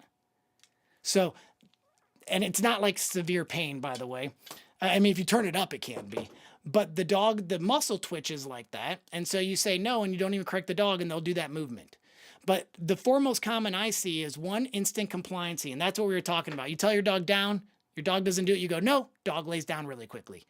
Your dog enters the room, no, your dog leaves really quickly. Instant compliancy. The other one I call is evasion. You say no, your dog goes, I'm out of here, you're not correcting me. Number 3 is freeze in place. Dog steps in, you say no, dog goes, darn it. And number 4 is the dog runs to the human. There's variations, there's different things. I've seen dogs bark at the human. Dog comes in, no, bark. Like, you're not gonna correct me. But regardless of what they do, if we want reliability, we still give them the correction. So I hope that answered the question. Why did you move away from the Dogtra collars? Dogtra's still good. I don't think their customer service is as good, and they didn't have the tone. The tone for me, so the customer service is far superior with e-collar technology. I like their collars better, and I like the tone better. So those are the reasons. I like that they have the tone, the Pavlovian conditioning. I like the remotes, and I like the customer service. To me, that's what puts them ahead of Dogtra. But again, Dogtra is still a good collar. Would you recommend a bungee collar or just a standard collar for the e-collar? So that's a good question. I'll show you the ones that I order. So these are the ones, not specifically from this company. I mean, fine, they're all the same, I'm sure. But these are the ones that I like. Actually, I don't even know why I'm showing that. I have the collar right here. See, that's the same one that I use. So this is what I recommend because it's very easy to put it over your dog, zip it, and off you're ready to go. If you have dogs with longer coats, sometimes these connectors don't work as well. I don't know if you can see it there. That's easier to see with the lighter background. And they have longer ones, different options. But what tends to be better, and I personally haven't used these, but every trainer I've spoken with that uses these says they're the absolute best if you have a dog with a very thick coat. So very long, very thick coat. They call them wings. So these attach to the collar, and this, from what I've been told from other trainers, again, I've always used the longer extensions, not these specifically, but these, according to them, guarantee that the dog's going to feel the stim. Because that's one of the things, and this is something that I've seen cause issues with dogs. They're trying to correct the dog, and one of the techniques I don't agree with is putting the collar on the dog and then holding down the continuation button and just turning it up until you see the dog do a change of behavior. And it even recommends that on some of the manuals. But what happens is you end up correcting higher than you should in some cases. And in other, it won't be touching. Both of them won't be touching. You're turning it up and you're like, how come it's not doing it? Turn it up more. And then something happens where it adjusts and both end up touching. The dog gets shocked at a very high level and freaks out. So that's supposed to help prevent that. I learned so much tonight. Thanks. Thank you for joining us and hanging out. I got 2-on-1 remote. It gets confusing. Yeah, it can. It depends on you, though. Again, some people are really good at it. I wasn't that good. The correction bit, is that dog dependent? I have a Border Collie mix and a full LGD. The Border Collie, I can 100% see how that correction all the time would help. My full LGD complies. It depends on the dog, and it's all personal preference. So I say if you want full reliability, when you say no, you should follow it up with the correction. I correct my dogs maybe 60% of the time I say no. I don't correct them all the time because a lot of times, be honest, like the dog will do something, I'll say no, and they'll stop, and you're fine. I don't need to correct you. A lot of trainers that I've trained with in the past call me a softie because a lot of times I won't correct my own dogs. When I'm training someone else's dog and they want full reliability, then I'm very strict with myself, following through and doing everything the right way. But with my own dogs, I do get lazy sometimes with it. I do let them get away with things here and there, but I always know how to fix it if something does become a problem, so I don't worry about it. So you determine what works best for you and your dogs, and each dog can be different. Like my dog Charlie, again, my dog Charlie looks like this guy right here. That dog loves being around me more than anything in the world. Like if I come around the corner, my wife laughs about it, but if he's hanging out and he doesn't see me, and then I come around the corner and he sees me, his whole body starts to, every time I can just look at him, he's like, oh, I look away, he'll stop. I look at him, So with him, he almost never gets corrected ever because I'm his highest motivational factor, the thing that he loves most. My other dogs, they love lots of different things. So there's more, I have a great relationship with all my dogs, but Charlie is obsessed with me. So he doesn't really need any corrections, like ever. So situation matters. Ari really, really loves playing tug, and a lot of times she doesn't want to out. So sometimes I have to correct her for not outing. And so you adjust according to what works best for you and what works best for your dog. Not having a tone is a deal breaker for me too, yeah. What do you think about the brand Sport Dog? I haven't really used it enough to give a fair assessment of it. My dog is highly food driven at home. As soon as we are out of the house, his food drive disappears, but I can get some motivation with toys. What advice can you give? So you have a couple options. When we start doing, this is what I call environmental difficulty assessment. I do a scale of 0 to 5. You can pick whatever scale works best for you. So 5 for me is the most difficult environment for the dog that I'm training. So if I take Charlie and whatever is the most difficult environment for him, let's say this Charlie, not my actual Charlie, because every environment's easy for him because I'm his favorite thing. So it makes it super easy. Charlie's one of the easiest dogs I've ever worked with. But let's say this dog loves people. People is this dog's favorite thing in the world. This dog's going to be very difficult to train inside of a mall that's very, very busy. Because he's like, oh my gosh, so many people, so much things. That's a difficult environment for this dog. Let's say his favorite thing in the world is chasing squirrels and barking at birds and rabbits and things like that. And I'm in an area with lots of birds and squirrels and rabbits. Everything's going to be catching his eye. There's geese over there. There's a bird over there. There's a squirrel. Oh my gosh. So we call these competitive motivational factors. Anything that takes our dog's attention away from us. So this is why we start in a level 0 environment. No distractions at all. There's nothing in the environment that's unique to this dog. He's been in here every time. Okay, I see that. This is all the same stuff. What's happening that's fun? Me. I have treats. I have movement. I'm easily the most interesting thing. What I do is I gradually increase the difficulty of the environments to work my way up. And also it's based on motivation. So if your dog is really interested in the environment, but your dog's not that hungry, your dog's gonna go, I don't care about the food right now. I'm more interested in the environment. I'll give you an example of a situation that has happened to me on multiple occasions. Before I take a dog that I'm training on a walk, I always make sure I have the communication system. So they all have a relationship with me before we go on a walk.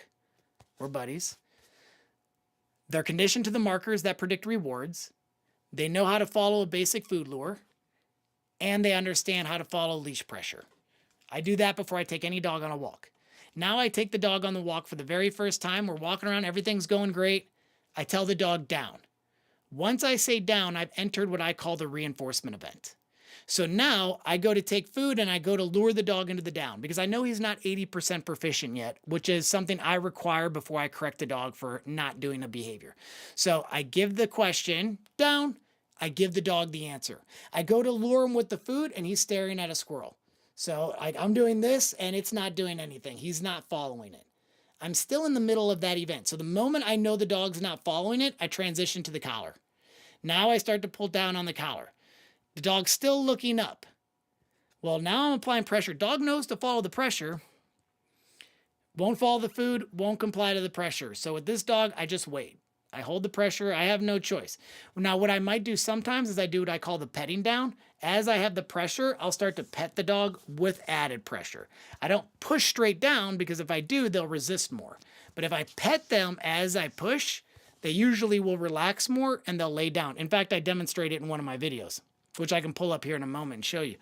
So I do that, but I'll hold it until eventually the dog will lay down. The moment they lay down, I release the pressure. Yay, good dog. So we also have to adjust what we're expecting the dog to do. So if the environment is more difficult, then I lower the requirements or my dog's expectations. I might be able to get a dog to do a focused heel inside of the house, but that doesn't mean I can get a dog to do a focused heel in level 5 environment. But it also means that I can't take my dog to a level 5 environment. It just means I have to adjust my expectations based on what the dog is currently capable of.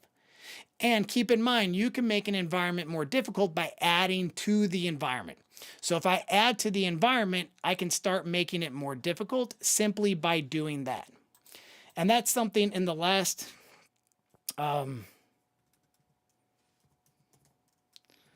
pulling up Instagram real quick. When I was talking to my buddy and dog trainer, Sergio, hold on. I'm trying to get on. I never use Instagram. I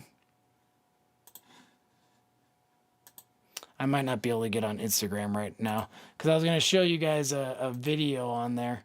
You have to log in to even see Instagram, huh? Yeah, and I am burning up. I could feel the sunburn. It's cooking right now. Oh, I think I got it.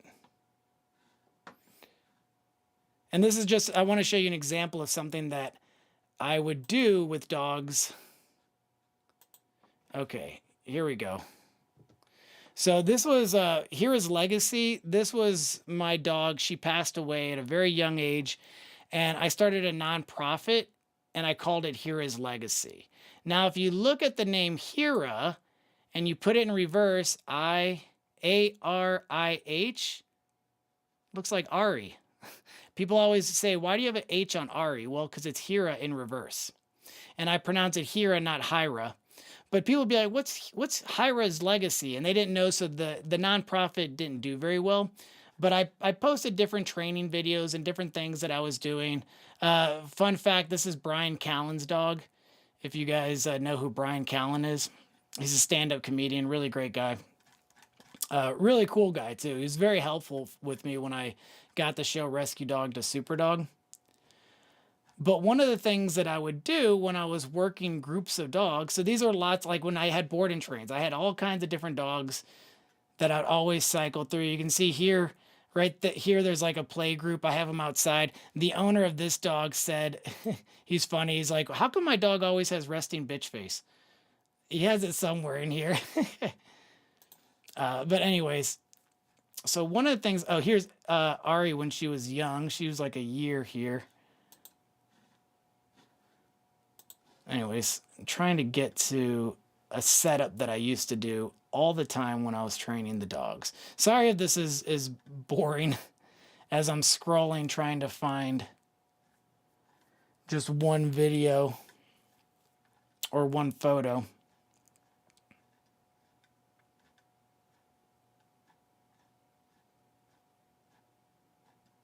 It's fun looking back at some of these old photos and videos. There's my old golden retriever with Ari. He became a service dog. Here we go.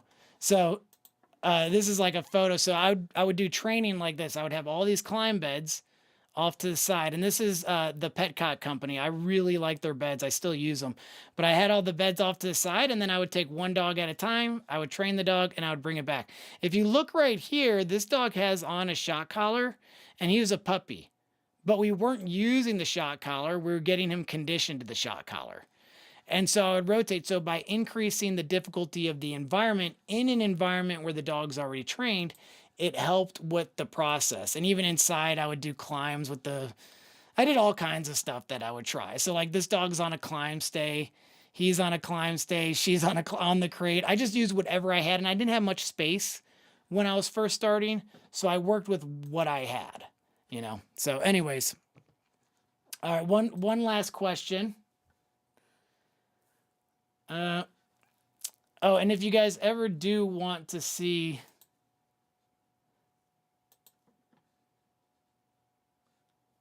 a video of, you know what, I'll post it in the comments. This is just for you guys. It's a private video and it's on my other channel. Actually, it might be on this. Which one is it?